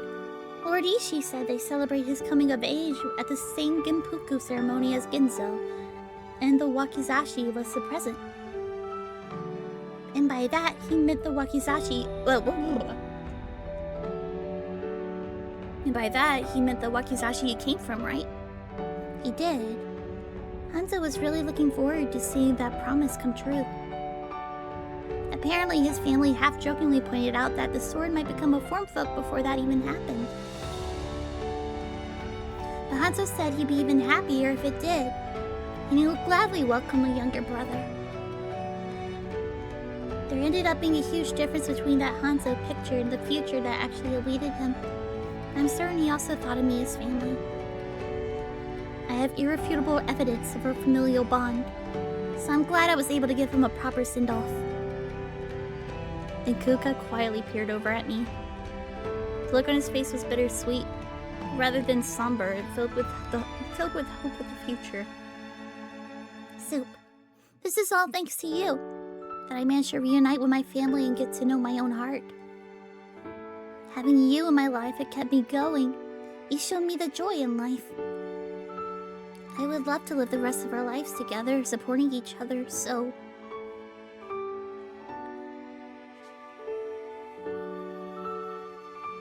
Soup, would you like to be part of my family? She'll be like, huh? What do you mean by that? Kuga. Being on the other end of his intense, dead serious gaze made me unconsciously tense up. Because I was overjoyed, of course.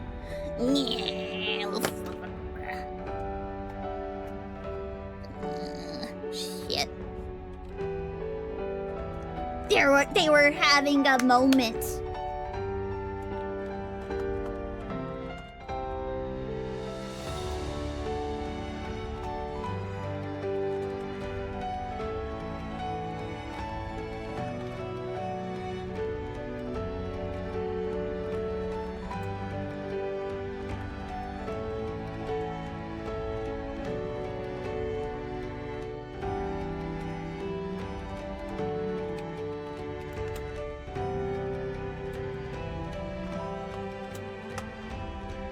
Oh, yeah.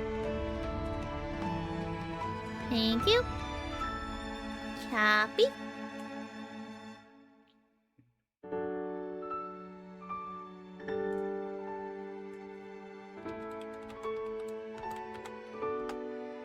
Thank you. Because I was overjoyed, of course. I want you to become my family. Soup, will you be my mommy? I was so overjoyed, however, that I couldn't immediately think of anything to say back. Meanwhile, Kuga began to speak again. I knew I should have proposed to you shortly after we expressed our feelings to each other. I just wasn't sure to go about it yet. Slow your roll. I mean, guess the time period, but slow your roll. Half-heartedly asking me for your hand might just make you worry instead, and I want to make you happy. So after doing some thinking about my future, I made up my mind. I'd like to continue striving to protect Edo as a castle watchman. The bad reputation I gained from Hanzo's rumors have already gone away. And without Blightfall cropping up again, Edo's citizens need someone to maintain the peace. Who would be better suited for that than me? Someone who's already doing it in the first place. It's strange. My body no longer follows vessel logic, and yet I still want people to live peaceful, uneventful lives. Nothing would make me happier than having you at my side. Is that wrong of me? Never seen Kuga like this before. He seemed a bit unsure of himself, but was staring directly at me almost insistently. When I saw him looking at me that way, even before that, I knew how to respond. Not at all. I love to be your family. Your wife, Lordy! Are you sure, Soup? Yeah, I said I loved you, didn't I? Slow your roll! I'm glad, so glad that you love me too. I was incredibly, utterly relieved, partially because I'd been fretting about it myself. Before I knew it, tears were welling up in my eyes. Apologies, it looks like I made you worry after all. I'm worthless. No, don't be sorry. It was my fault for not asking you myself. I wasn't brave enough to bring it up. So I didn't show my love for you enough. I'm still not sure how to express myself. I'll be more open with you about my feelings from now on, so I don't make you worry. Would that be alright with you? Yeah, thank you so much. Wait, Soup, I love you with all of my heart. I love you too. I'm of the firm belief that we could raise a lovely family together. I'm lucky I get to have someone as you as my wife, Soup. To be frank, I would love to have children with you. You really talk about earlier and it kind of imprinted in my mind. But I couldn't say it in front of everyone else, but I do have those sort of I do have those sorts of desires as well, and only for you, of course. Please. And I might not be able to have children because I'm a vessel, but I love to do you want to try? I love to do what husbands and wives do with you, so would you mind that? No, I wouldn't. I also love to be husband and wife with you. I was so embarrassed, I wasn't sure I was able to say that last part out loud. Soup, I'm horny. Be my wife. My cheeks were hot, and my face was bright red, and I stood there with my head hung low. Kuga smiled with utter delight. You're absolutely adorable! Ah! I said exactly what I felt. I just promised you I would, didn't I? You did, but... Oh no, was promising it not enough? After pondering to himself for a little while, he turned and faced me again. Soup, I'll never, ever make you feel lonely. I promise to work hard every single day so I can protect... Okay, we get the... Just shut up. Please accept this as proof. Kuga then placed his hand under my chin and lifted my head. Oh, finally the kissy. They got a kissy. And then gently brought his lips to mine. It was a kiss so gentle it proved that Kuga had just said, Soup, premarital sex is still illegal. Please be my wife so I can put my sword in your sheath. Even though our lips only touched for a brief moment, I could feel my already high body heat rising. Please accept this as proof as he tries to behead himself again. I will prove my love by committing seppuku. Here's my sword. And Kuga's serious face was surprisingly close to mine.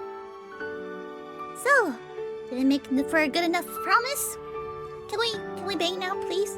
Please? After kissing me for some time, Kuga quietly moved away from me. Yes, I couldn't be happier. Really, I'm glad. As we continue staring at each other up close, I felt Kuga's large hand, which was probably my hand up, gently touch my burning ears. Darn, he does have large hands! Kuga, you have yaoi hands! He traced them with his fingertips, teasingly making my heart pound so hard I couldn't utter another word. Now, it's not that I can't say anything. Maybe I just wasn't thinking anything because I was so happy. I love Kuga, and I could also tell that Kuga was showering me with just as much affection, if not more. If it doesn't, if the first heart doesn't go well, you might try to seppuku his honor back. I came too early. This will not stand. Soup, let's hurry home and ask Lord Miyagi to request an efficient. I'll you see my vows to become your husband as soon as possible. I need to date you as soon as possible. Sure, I also love to be your wife sooner rather than later. You would? Okay.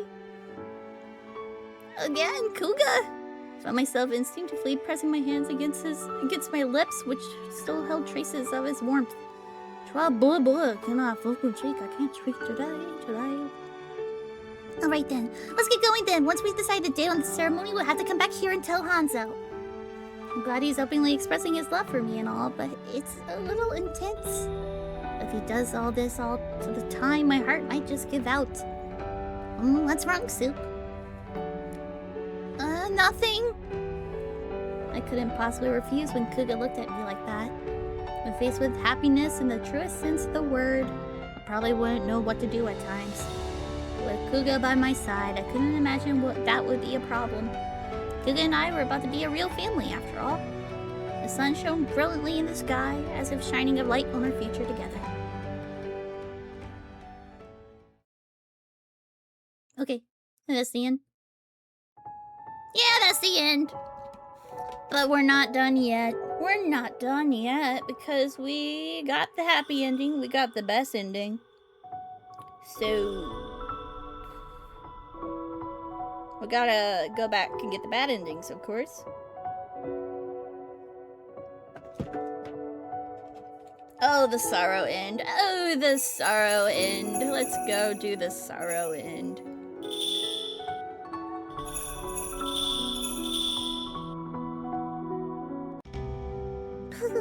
Please, Soup, I must support you immediately. Please be my wife.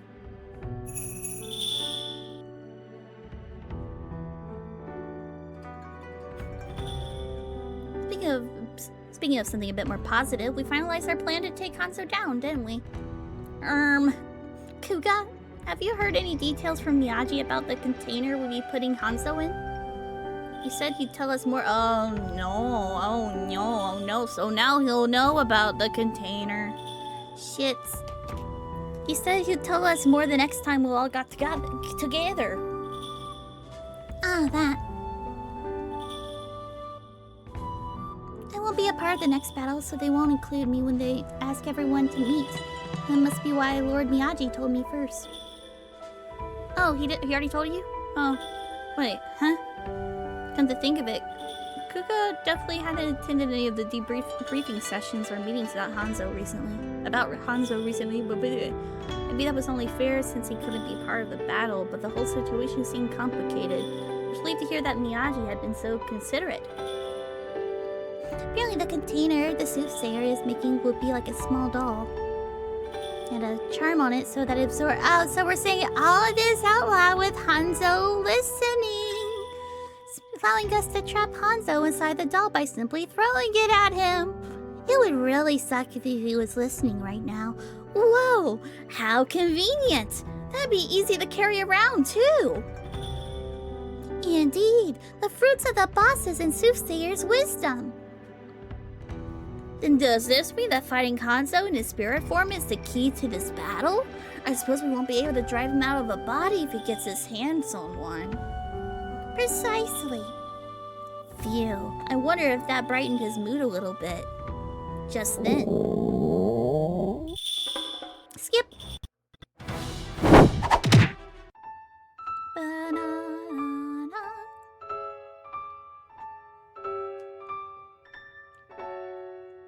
The skip is kind of stuttering a little bit. That's weird. Hi, Hanzo. I love being 50% opacity. Fuck.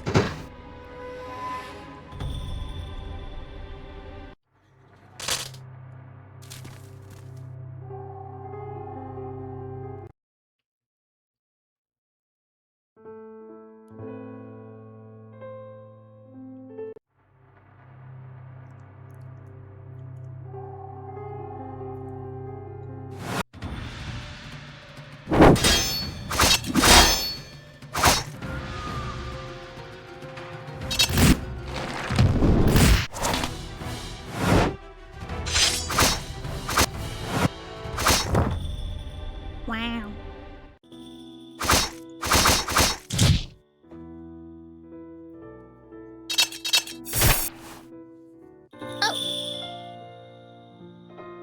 Shapes and colors, the likes of which I never seen. Hey, Orvar, how you doing? Don't tell me you thought a toy would work on me. Hanzo nimbly stepped back and avoided it entirely. Having failed to capture its target, the doll fell into the snow. Hate Spanish. Fair. Let's get to the good part. Probably going. Oh no, that sucks. I also have like Spanish. Oh boy, Spanish was like the only class I ever failed in school. No. Why so surprised? You're the ones that told me all about this plan, you know. You were all like, hey, this doll, it'd be so cool. We'll throw it at him and shit. I heard you going on and on about it at the Oniwabon base. Of course I'd have my guard up. Too bad. It's all over for you now. No hablo español. No hablo. So get away from him. Too late. You're mine. Oh, there he goes. He goes inside of him again. Kuga attempts to resist, of course, but wasn't able to move much since I stabbed him. In the end. Oh man, this body feels good. More blood six. Kuga! Hanzo succeeded in taking over. I could feel myself slowly slipping into despair when I saw Kuga, no Hanzo, uncannily roaring with laughter. Woman, you're in my way! Hanzo was still holding me. First he knocked me down and then followed... Hanzo was still holding me. First he knocked me down, then followed up by stomping on my ankle. Fuck your ankles! His merciless attacks made a horrible sound like something hard shattering into pieces. I must have broken a bone. It hurt so badly it was all I could think about. My brow burst into a cold sweat. I'll leave the bugs on the ground where they belong, which leaves us with... Hanzo walked over to Yoichi next, grinning from ear to ear. How dare you? Yeah, too bad. Now die! No! I could barely register what I saw. A tachi was sticking out from the center of Yoichi's body, piercing without question through his vital organs. Yoichi writhed in pain at first, but soon went completely motionless. It didn't seem to be enough to satisfy Hanzo, who was now walking over to everyone else. Please, Kuga, wake up! At this rate, we'll all... I fought through the pain to speak to him, but Kuga, no Hanzo, didn't react at all. He simply finished off every single Oniwabon in silence. Please, Kuga! You're seriously annoying little bitch! Hanzo didn't turn back until he plunged his sword through everyone except me. Oh, he's gonna have fun with you. He looked down at me on the ground, giggling excitedly to himself as he wiped off the blood clinging to his blade. Truthfully, I'd kill you too, but I'm gonna let you live. Huh? Watching the woman he loves suffer forever would work much better on Genjuro Kuga. So stick with me and watch it all go down all the way to the bitter end. He has a special... He might actually, oh god. Now that I got some closure on my revenge, I need to make his wish come true next. His?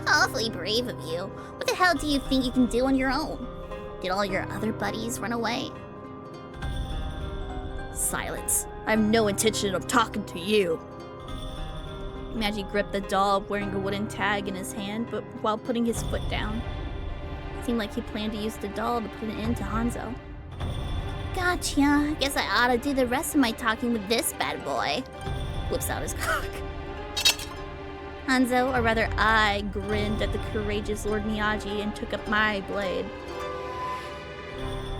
Run away. I have the opacity now and I can't control it.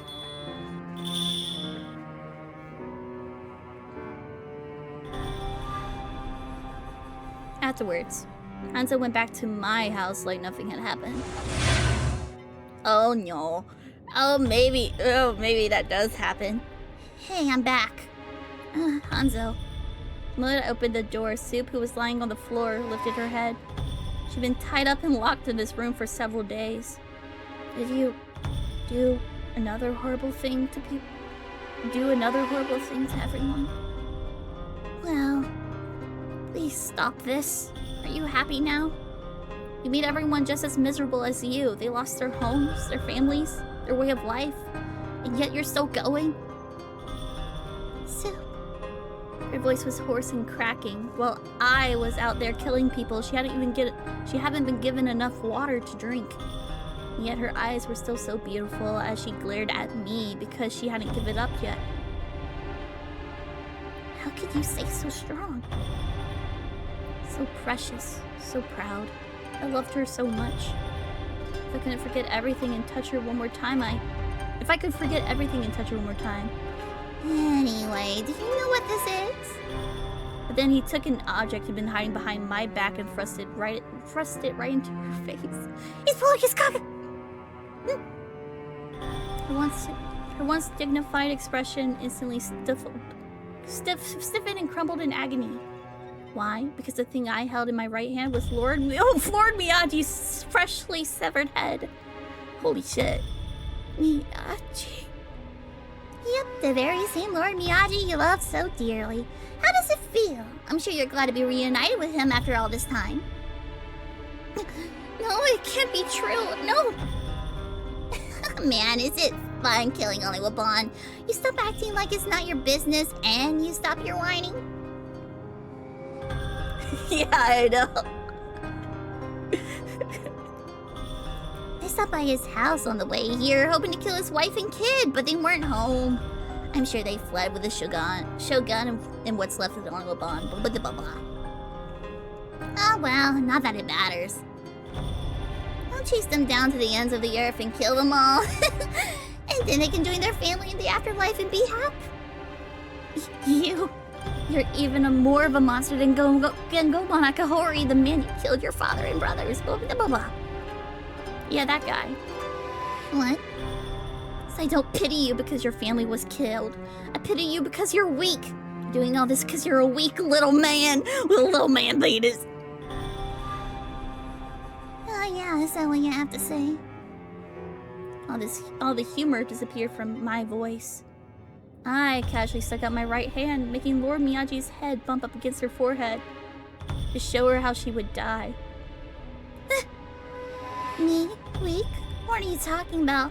Have a good look at this dead man's face. Doesn't he look like he's in pain? Like he's terrified? That's because he was scared of how powerful I am. Huge tears poured out of her eyes, followed by tracks down her face left by the many tears she had already shed before falling into the tatami mat, leaving spots. It must have finally pushed her over the edge. Soup laid there completely limp, like all of her strength had left her. She must have fainted. Yawn. Way to ruin the fun. I breathed out a single sigh before tossing Lord Miyagi's severed head into the corner of the room, then lay down beside her so I could stare at her face. It's about high time I left Edo anyways. There's hardly anyone left. I'm tired of killing mere townspeople. I'd much rather kill Oniwaban or Shogunate officials. My next destination is either Kyo or Arasaka. I'm sure he'll be pleased that I finally found the motivation, too. Any memories of the family or the Any memories of family or the thing that kickstarted this massacre had already completely disappeared from mine, no Hanzo's mind. Hanzo had destroyed my heart, just as he hoped. He sacrificed countless lives and the destruction of their way of life to do it. Was this really Hanzo's wish? Something so cruel and merciless? I continued staring intently at oh no, Soup's face then. I'm sick of her. Huh? After whispering this, I abruptly sat up. Okay. Hey, woman, wake up. Moments after getting up, he gave her a brutally hard slap across the cheek to force her awake. That was violent enough.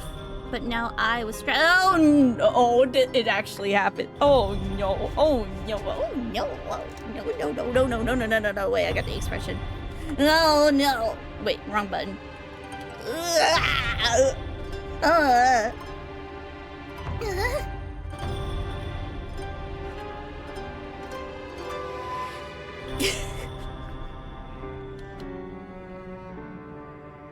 Gotta throw away toys you're sick of playing with.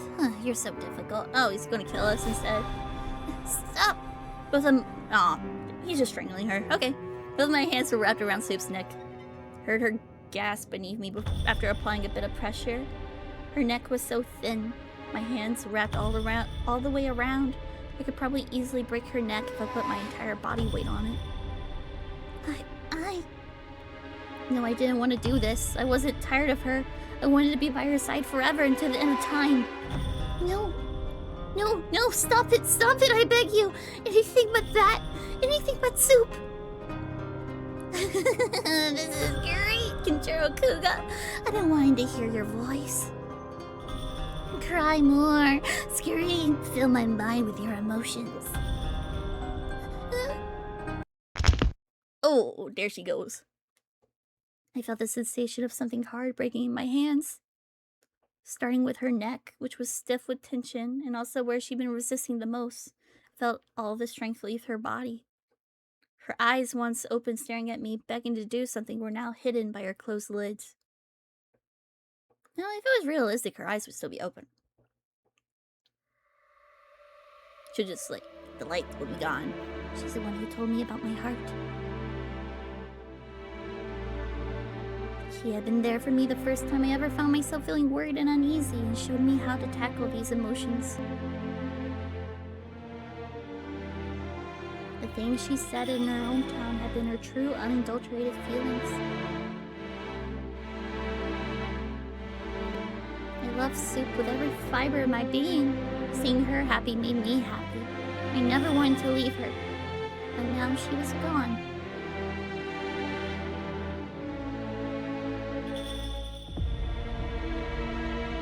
Should I have never gotten my heart back? If I had known it would make me so miserable, if I known her life would end in suffering, if I had never grown a heart, I could never hold her in my arms again. Soup, after all you gave me. She looked oddly peaceful with her eyes closed. And to think of it, we once slept together on the futon in here in this very room. I suddenly remembered the time I caught a brief glimpse of her face as she slept. Found it heartwarming because she looked just like a little kid, but now... Soup. Come back, Soup. If I had lost you... Oh. Teardrops quietly plopped into her cheek. I was crying. My tears were speaking for me. Yeah, just... Man, you're annoying. But I know Hanzo merely shook them off in irritation. That was actually a really pretty CG. Okay! That was something. Now, time for the short bad end.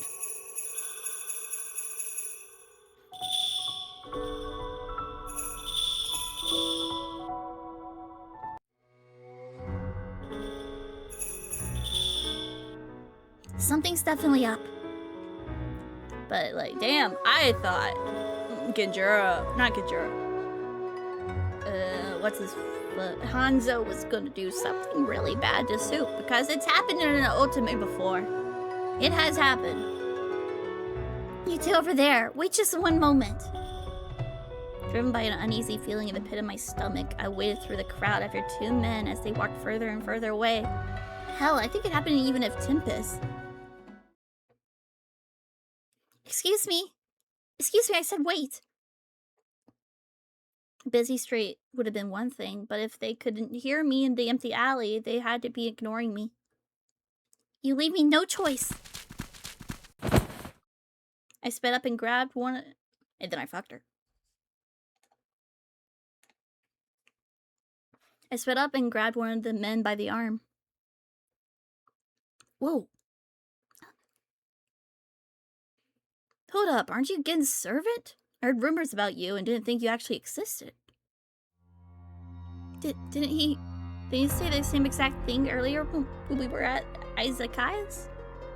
It took a while to dawn on me that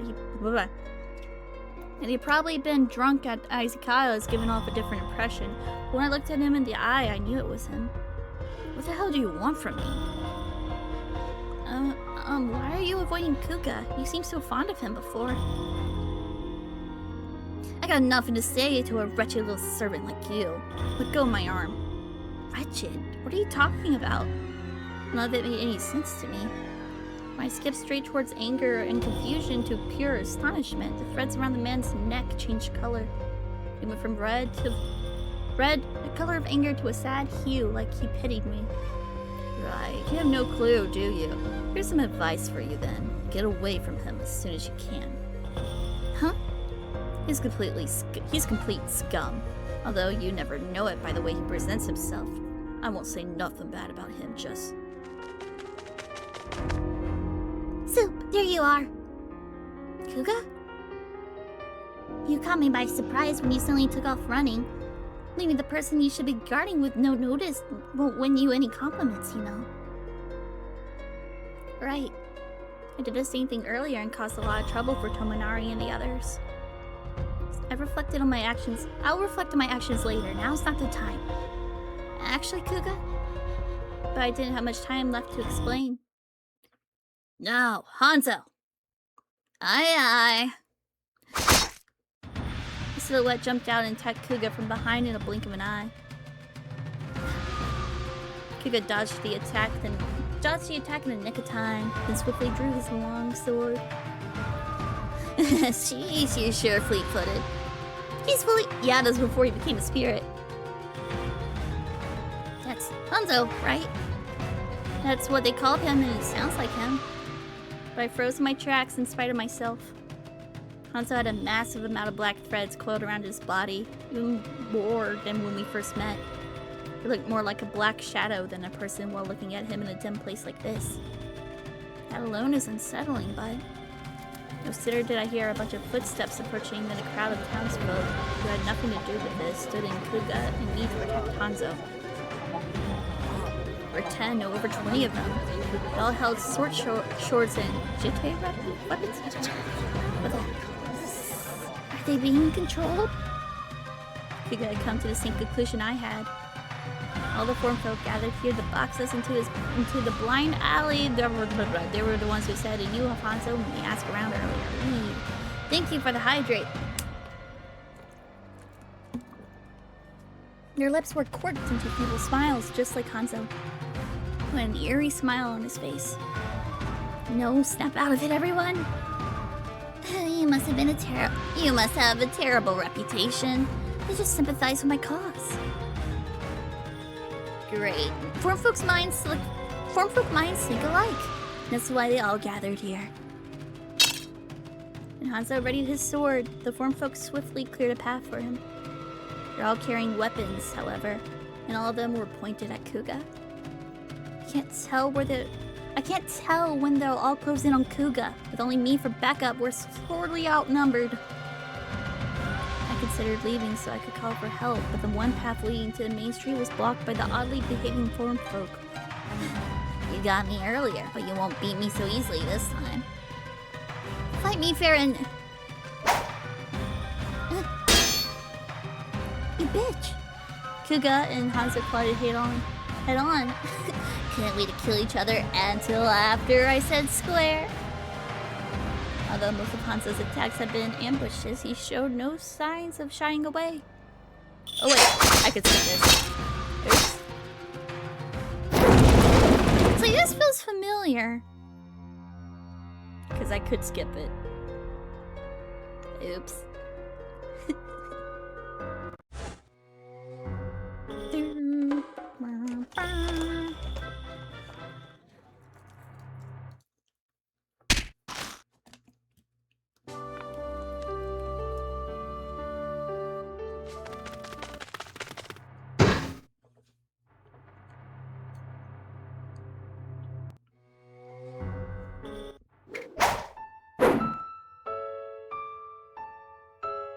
Oh, I forgot. Because you were pretty. Oh yeah, there were more decisions.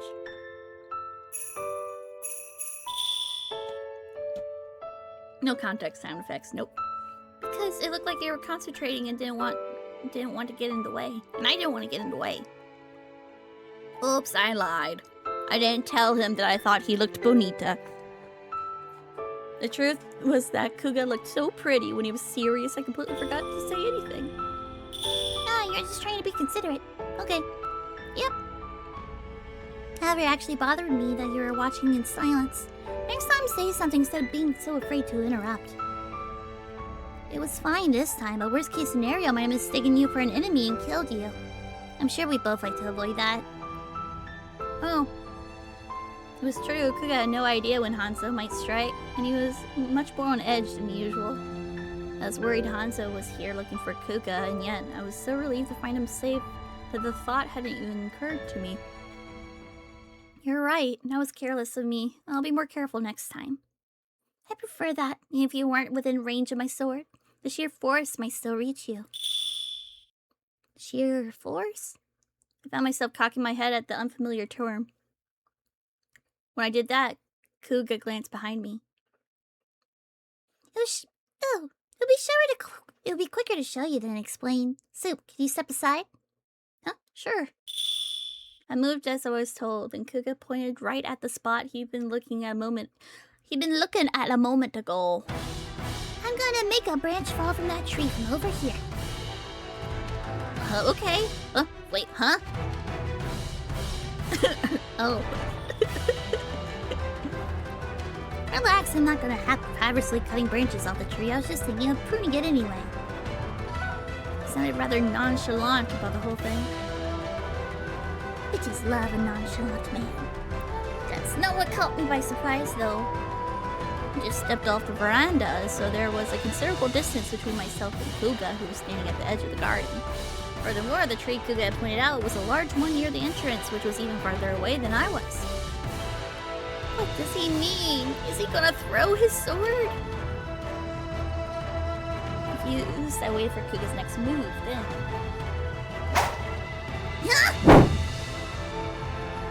Whoa!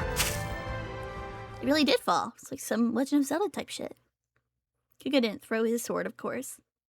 After a look of concentration, he swung his sword in one clean, efficient motion, just like he had while Yep, air slash.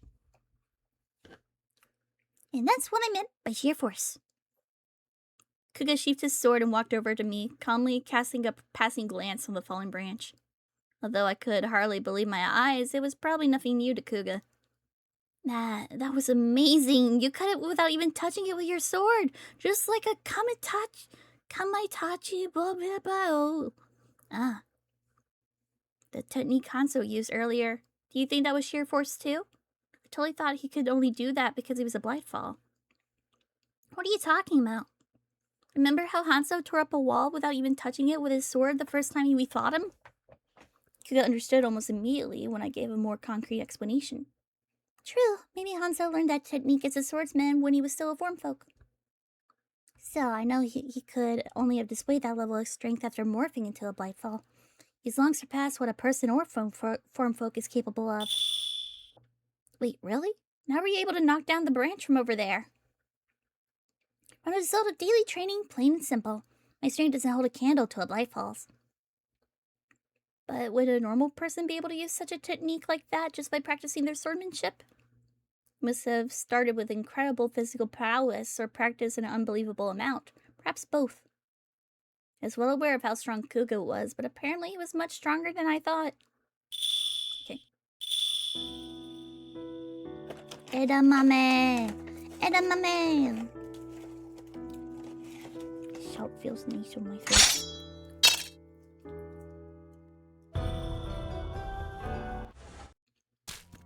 Just have max hearts, easy!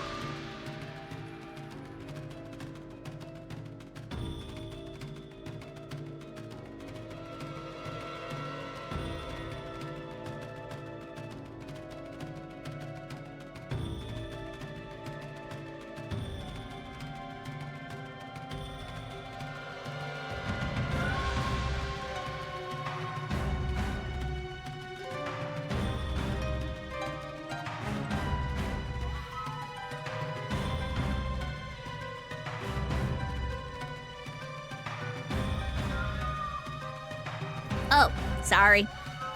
I accidentally muted my mic while I was chewing. Thanks for letting me know, though. Yeah, I was chewing edamame. But, I don't know what the frick. I guess you're trying to look blindfolded. But, like, last time she just, like, took his face and put him in her boobs. And that worked out fine. Constables opened the door only to find Kuga and I sitting there, our faces completely concealed by cloths. And when our eyes met, a silence fell over everyone. My time has stopped completely. What? The constable seemed to be a bit taken aback, but then he seemed to remember what he was there for. He narrowed his eyes and began to ask us questions. Where are you from exactly? Why do you come here in a litter for? Why are you hiding your faces? Oh boy. Even though he said he would just take a quick look of our faces, he ended up asking us a few rapid-fire questions. Can't blame him. We definitely look pretty suspicious right now. My plan took that into account, however. Oh my, it's so bright. Huh? We belong to a sect that worships the night. The teachings of the Nocturnal One himself, Lord Yofuhashi no Mikoto, forbid us from being in the sunlight and damn. Yofukashi no Mikoto? Yes, Lord Yofukashi no Mikoto. It's dangerous for you to be basking in the sunlight without any protection. It's like walking around naked while spears fall from the sky. What?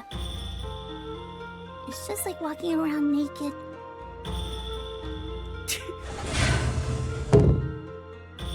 Pardon me, please go on ahead. We did it! We managed to confuse him into ending the conversation by spouting nonsense, just like I planned. I could feel the vibrations of us being on the move again from inside the litter and hearing the enthusiastic voices of our litter bear.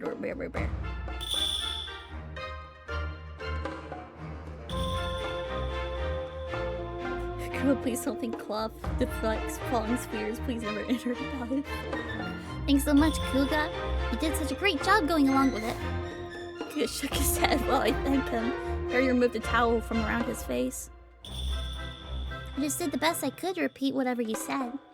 Like a parrot. You did a great job coming up with a lie. I'm impressed. Woohoo! For a moment I wasn't sure what would happen, but getting a compliment from Kuga made me extremely happy. Cop. Damn, we're still not skipping yet? Okay. Cop stopped us, but other than that, nothing. Nobody ever knew we're from Kara and Genjuro. Hanzo's threads don't seem to have changed either, right, Soup? Yep, I didn't see any new tracks going in or out now either, so he must still be inside. Yeah, Skippy. And then we got that other twist for a more positive topic. And shit. Oh, that's when he dang, we have to wait for a while. But yeah, that's when he becomes spirit. Because he was possessing another form folk's body. He was using her body.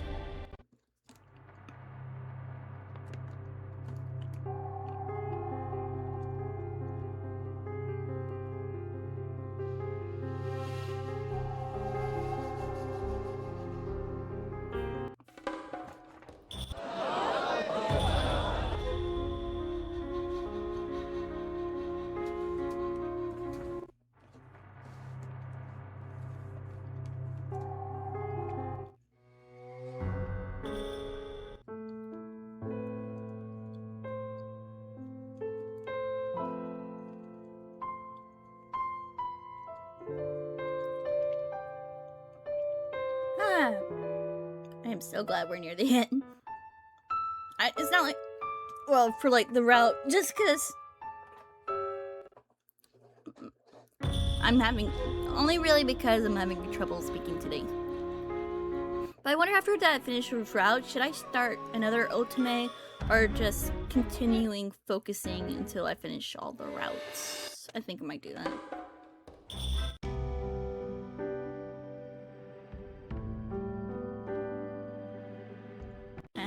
If I have time tomorrow, I might not. I know I'm be illiterate tonight. I guess it'll be time to record F Me Royally. Yeah, that's what the game is called. It's that game's turn.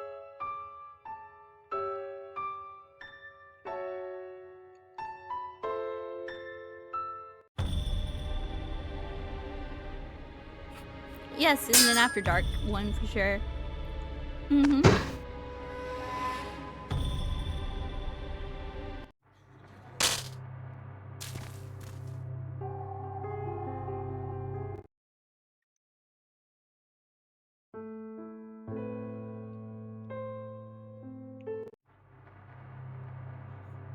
It's called F Me Royally, Magical Horny Magic. No, it's like Horny Magical Princess or something like that. And it's a girl from a planet called Canada.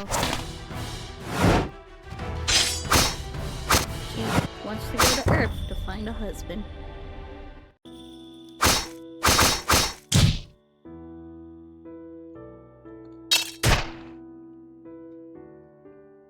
Unfortunately, my desperate attack never landed. It can only possibly be the second best eroge ever, though. Yeah, fair. And honestly... And then I fucked her.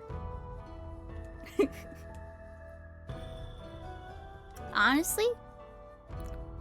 It doesn't hold a candle to fashioning Little Miss Lonesome. It kind of sucks. The sex scenes kind of suck. For a game called that, it kind of sucks. Unfortunately, my desperate attack never landed. Before my dagger could reach Hanzo, his sword pierced straight through my body. Annoying bitch! Hanzo quickly pulled his sword out of me and wiped off my blood using the snow at his feet. Does it hurt? Are you sad, Genjuro? This is only the beginning. There's so much more fun where that came from. The man I knew so well walked farther and farther away, whispering happily to himself. The person I wanted to save above all else was leaving. Kuga.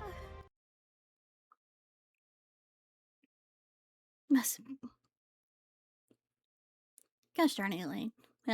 My outstretched hand would never reach him. My consciousness faded to pure white, the same color as the snow all around me.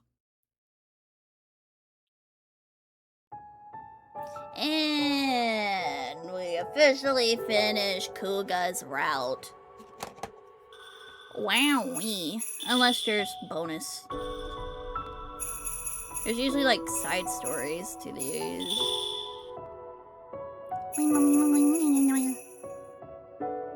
Yippee!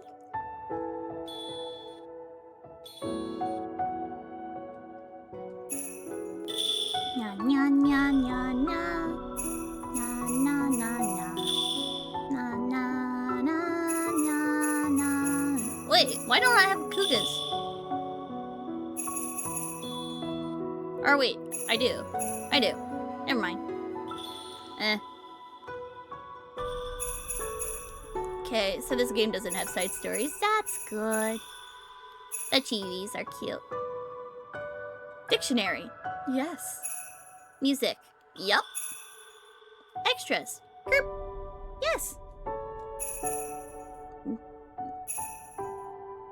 Yeah. Yep.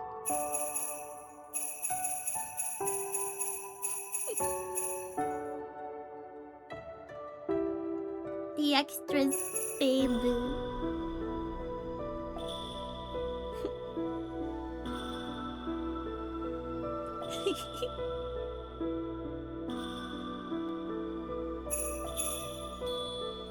Yep.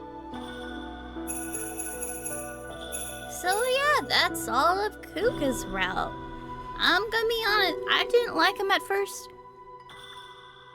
But then, like, his now, well, when his actions were more, I already explained this a few times, but it kind of clicked to me that he wasn't acting weird on purpose. He's just neurodivergent. It only took 3 hours to do an immeasurable amount of stabbing. Yeah, he's just neurodivergent. He's a little neurospicy. He's not good with emotions, and realizing that made me like him a lot more. It'll always baffle me, like, okay, getting married right then. But again, they're supposed to be like back in those days, like Edo, back in the days. So, oh hey Tominari. Yeah. Whose route is next? I wanted to go ahead and see who's next. Oh yeah, Yoichi! I actually really want to do Yoichis. I'm actually really looking forward to that. I really like Yoichi. Him, like, that one CG of him looking down like we're a piece of shit. I'm like, oh my. Wait, it would be in extras. Or no, it wouldn't. It wouldn't. It'd be in gallery. It would be...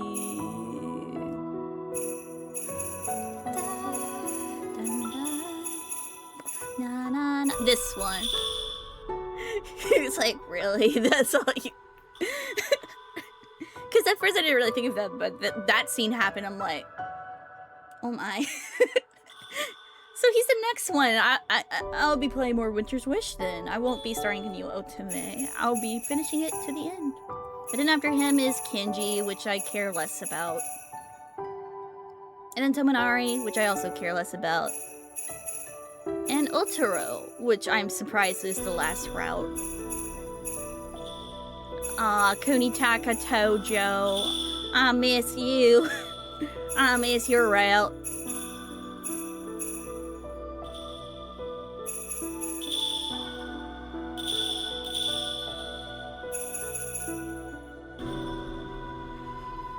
Oh, I like that one. Which one you like? Or what? Are you talking about me? Oh yeah, that's where like, she's like, I will save you from the people looking in the... So she put her head in his boobas. Her boobas. Yeah, but whatever. I really like this CG. Soap is dead. Oh no. Oh no, Soap is dead. The one where he was holding her? Okay. This one? This one. No, not that one. Oh yeah, that was a cute pose, yeah. And Kamame in the background. She's like, she hates him. because she was injured. So he was helping her get better, but like the medicine he put on her like kind of hurt. It was painful for her, so like she associated him with pain. I heard in this one where she was laying on the... Oh, gotcha. Oh, this one. Or this one?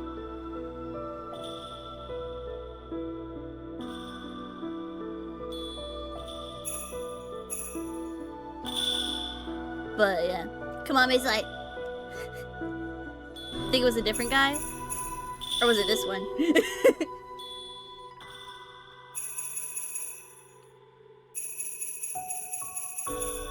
There it is. Hey. Hey. That it was the accidental kiss, I say quote unquote. She got all freaked out about it. It's like like girly. She's like, well, now that we kiss, it was like it wasn't on purpose. Y'all just kind of bunked. Like bonk.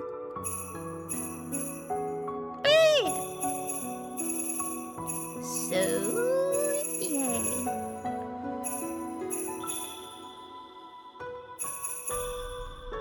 I guess next time, maybe, like, words. Fucking words. Oh no, I tripped. Catch me and look into my... oh no, no, it was soup. It was soup. Oh no, I tripped. Catch me and look into my eyes. Any finishing thoughts? I don't know. I like Yoichi. Not Yoichi. I mean, I do like Yoichi. I'm really excited for his route, but yeah, I liked Kuga more than I thought I did. Maybe it's because like the whole heart thing. I always think like the romance is like kind of like really fast at the end, and like I don't like how they get married like immediately. But again, different times, I guess. Like, dang, it's like you don't want to date or anything. Quarter? Don't want a quarter? Or whatever y'all do back then. Okay, you going straight to marriage? Okay, good luck for you. Soup, I want to make babies. So next time we play a game, it will be your route, Yoichi! Yay! I'm looking forward to it. But yeah, it's 12:30 for me. I'm gonna go to bed. Definitely gonna rest my voice. Damn. Hopefully I can record more visual novels tomorrow, but I also have I have D&D tomorrow. Because Fromage said it for twice for some reason. But yeah, thank you all so much for watching. I really appreciate it. I know probably ones in here probably didn't really have much context to what was going on, so... Oh, okay. Oh, oops. That's crying. My bad.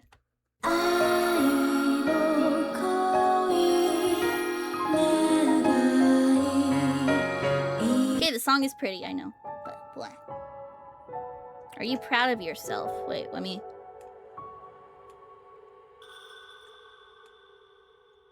Are you proud of yourself?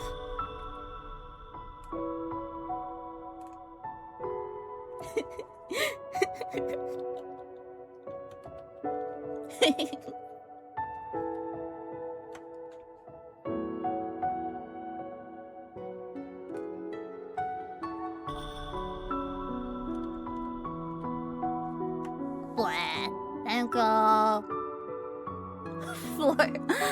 Thank you for thank you all for watching. She still kills me. I'm not sorry. I'll pair it up. Let's say thank y'all so much for watching. I really appreciate it. Hopefully I can get my ass to stream more. I need to stream more. I need to become more consistent with it. Cause I keep on going like back and forth. It's like, do I want to grow? Do I like not really care? But like, I should probably try to stream more. But yeah, thank y'all for watching. Like I've been saying, more streams and more free time. I really appreciate it, and I'll see you next time. Bye.